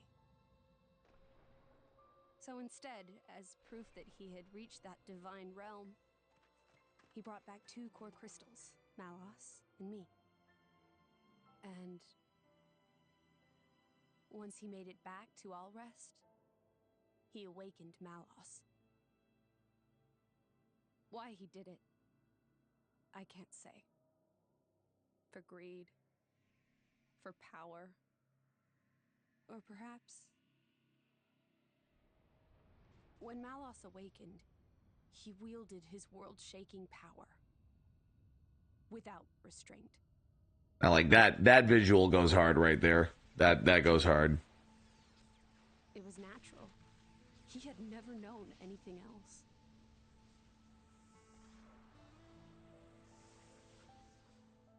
I was awakened by a driver who was determined to stop Malos's rampage. So Malos and I fought. I fought with all my might and succeeded in defeating Malos. But not without a price. 3 great titans fell in the struggle. After the battle, I sealed myself away to ensure that power would never be unleashed again. I took the form you see now and fell into a long slumber.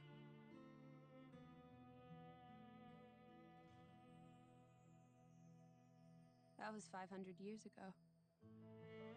The Aegis War. The man who awakened Mithra was Adam, hero of the lost kingdom of Torna. Adam fought as Mithra's driver to protect the world from Malos.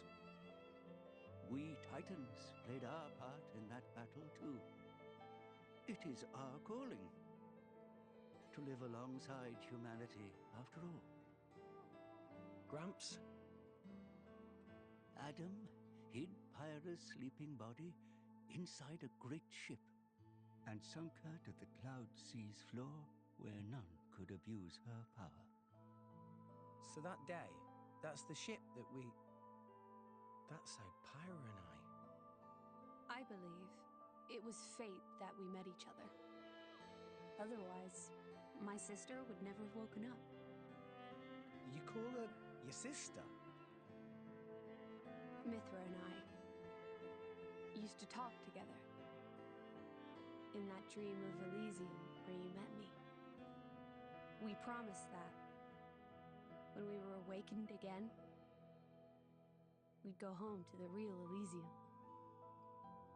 And then we would fulfill our real purpose. And that's... defeating Malos again?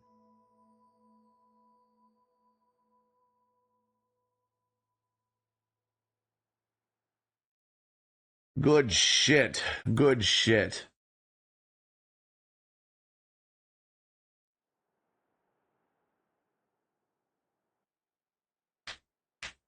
I'm very sorry about Mithra. She didn't mean all that.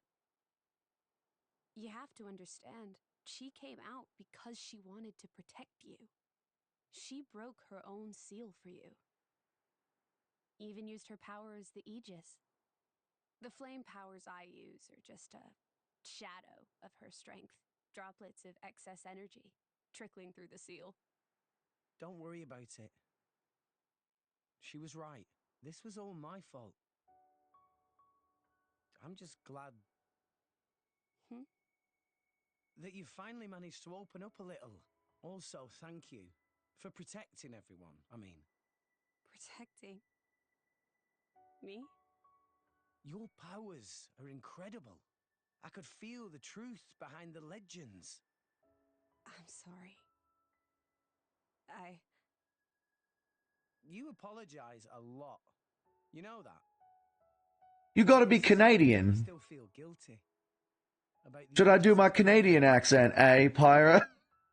But I don't want you to have to apologize anymore.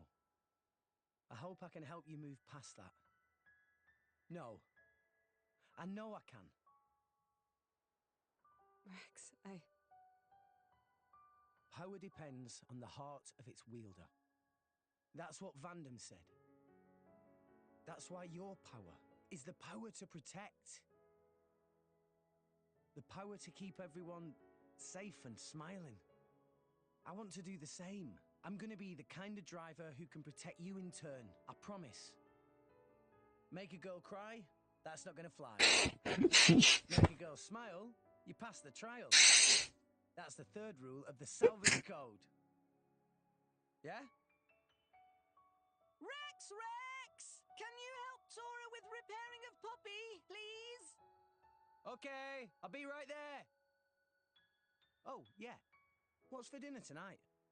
how does meatball pot au feu sound? Delicious. I know it's kind of chauvinistic, but I will admit it is funny that Mithra is a bad cook and this alternate persona of all her insecurities manifested into a new, more motherly, caring personality. She's a good cook. That's kind of a cool detail. Don't you think? Not kind of, she is. But no, like, that backstory does genuinely have layers to it. Like, that's...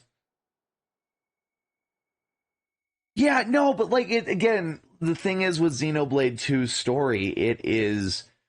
Yeah, it's like what you said earlier. It's W moments interspersed with cringe moments. And you gotta get through a lot of cringe. But the good shit is truly worth it. That dagger's owner will tell you how you can get to Elysium. Thank you, Mark Hamill. Thank you so much. Blade weapon, right?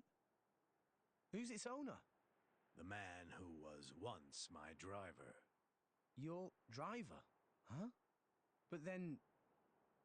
And also, by the way, this is not a joke. I mean this as literally as I can mean this. If you Google bad character design on Google Images, the Xenoblade 2 designs are some of the first ones to come up.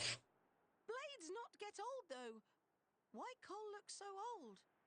Because I'm one of the cursed ones. A flesh eater. Flesh eater? A blade who has been fused with human cells. A long time ago, before the war, some sought to test the limits of Blade's potential. I am a product of their experiments, one of the unlucky ones who was tainted by their folly. Why would ancient people do that? I also, again, spoilers for Xenoblade 3, if you want to mute the stream for a second. Sometimes possible to create blades with extremely unique But I don't understand why Nia... Most experiments were failures, and I was no different. Well, no, I guess that kind of answers it. Yeah, he was one of the early experiments. So yeah, no, okay, no, he ages like milk, and Nia ages like a fine wine into the third game.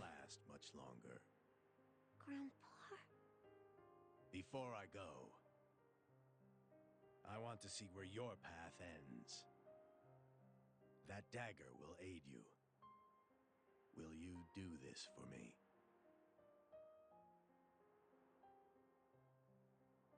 Of course. Oh, but can I ask you to do something too? Namely? I was wondering if you could write a play about Vandam. And I love that too. Vandam? Perfect. I think his story could inspire a lot of people. Once I find Elysium, I'll come see you again. Show it to me then? An interesting notion. Perhaps that is the least I can do. Very well. I'll do it. So see you make it back here in one piece. Understand? Absolutely. You have my word.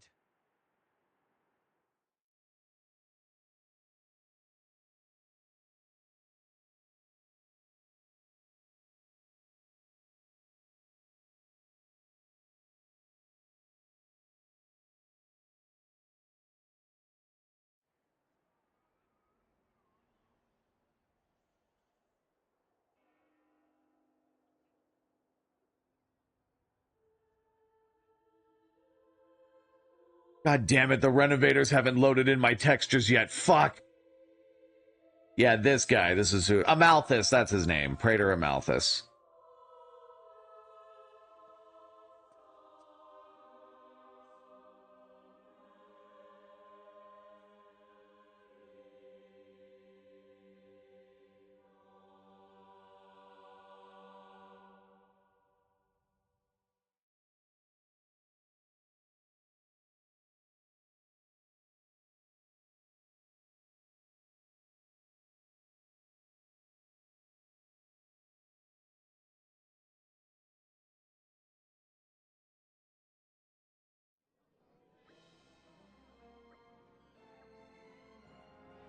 Oh my god. I know, the mercenary shit. I will... Yep, alright. Alright, you guys, that's gonna do it for tonight's stream.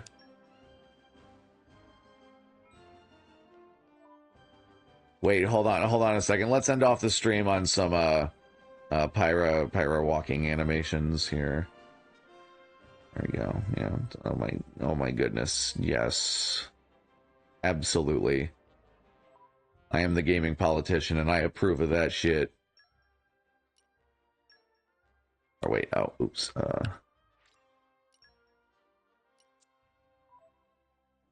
here we go, oh yes.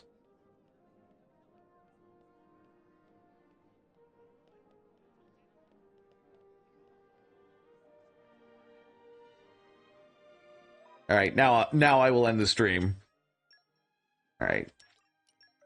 Have a good night, everyone. Thank you for coming through. Salvador, Aid, just awesome stream tonight. I will see you guys next time. And, yeah, fuck Chuck Schumer. Chuck the cuck. Fuck him. Have a good night, everyone.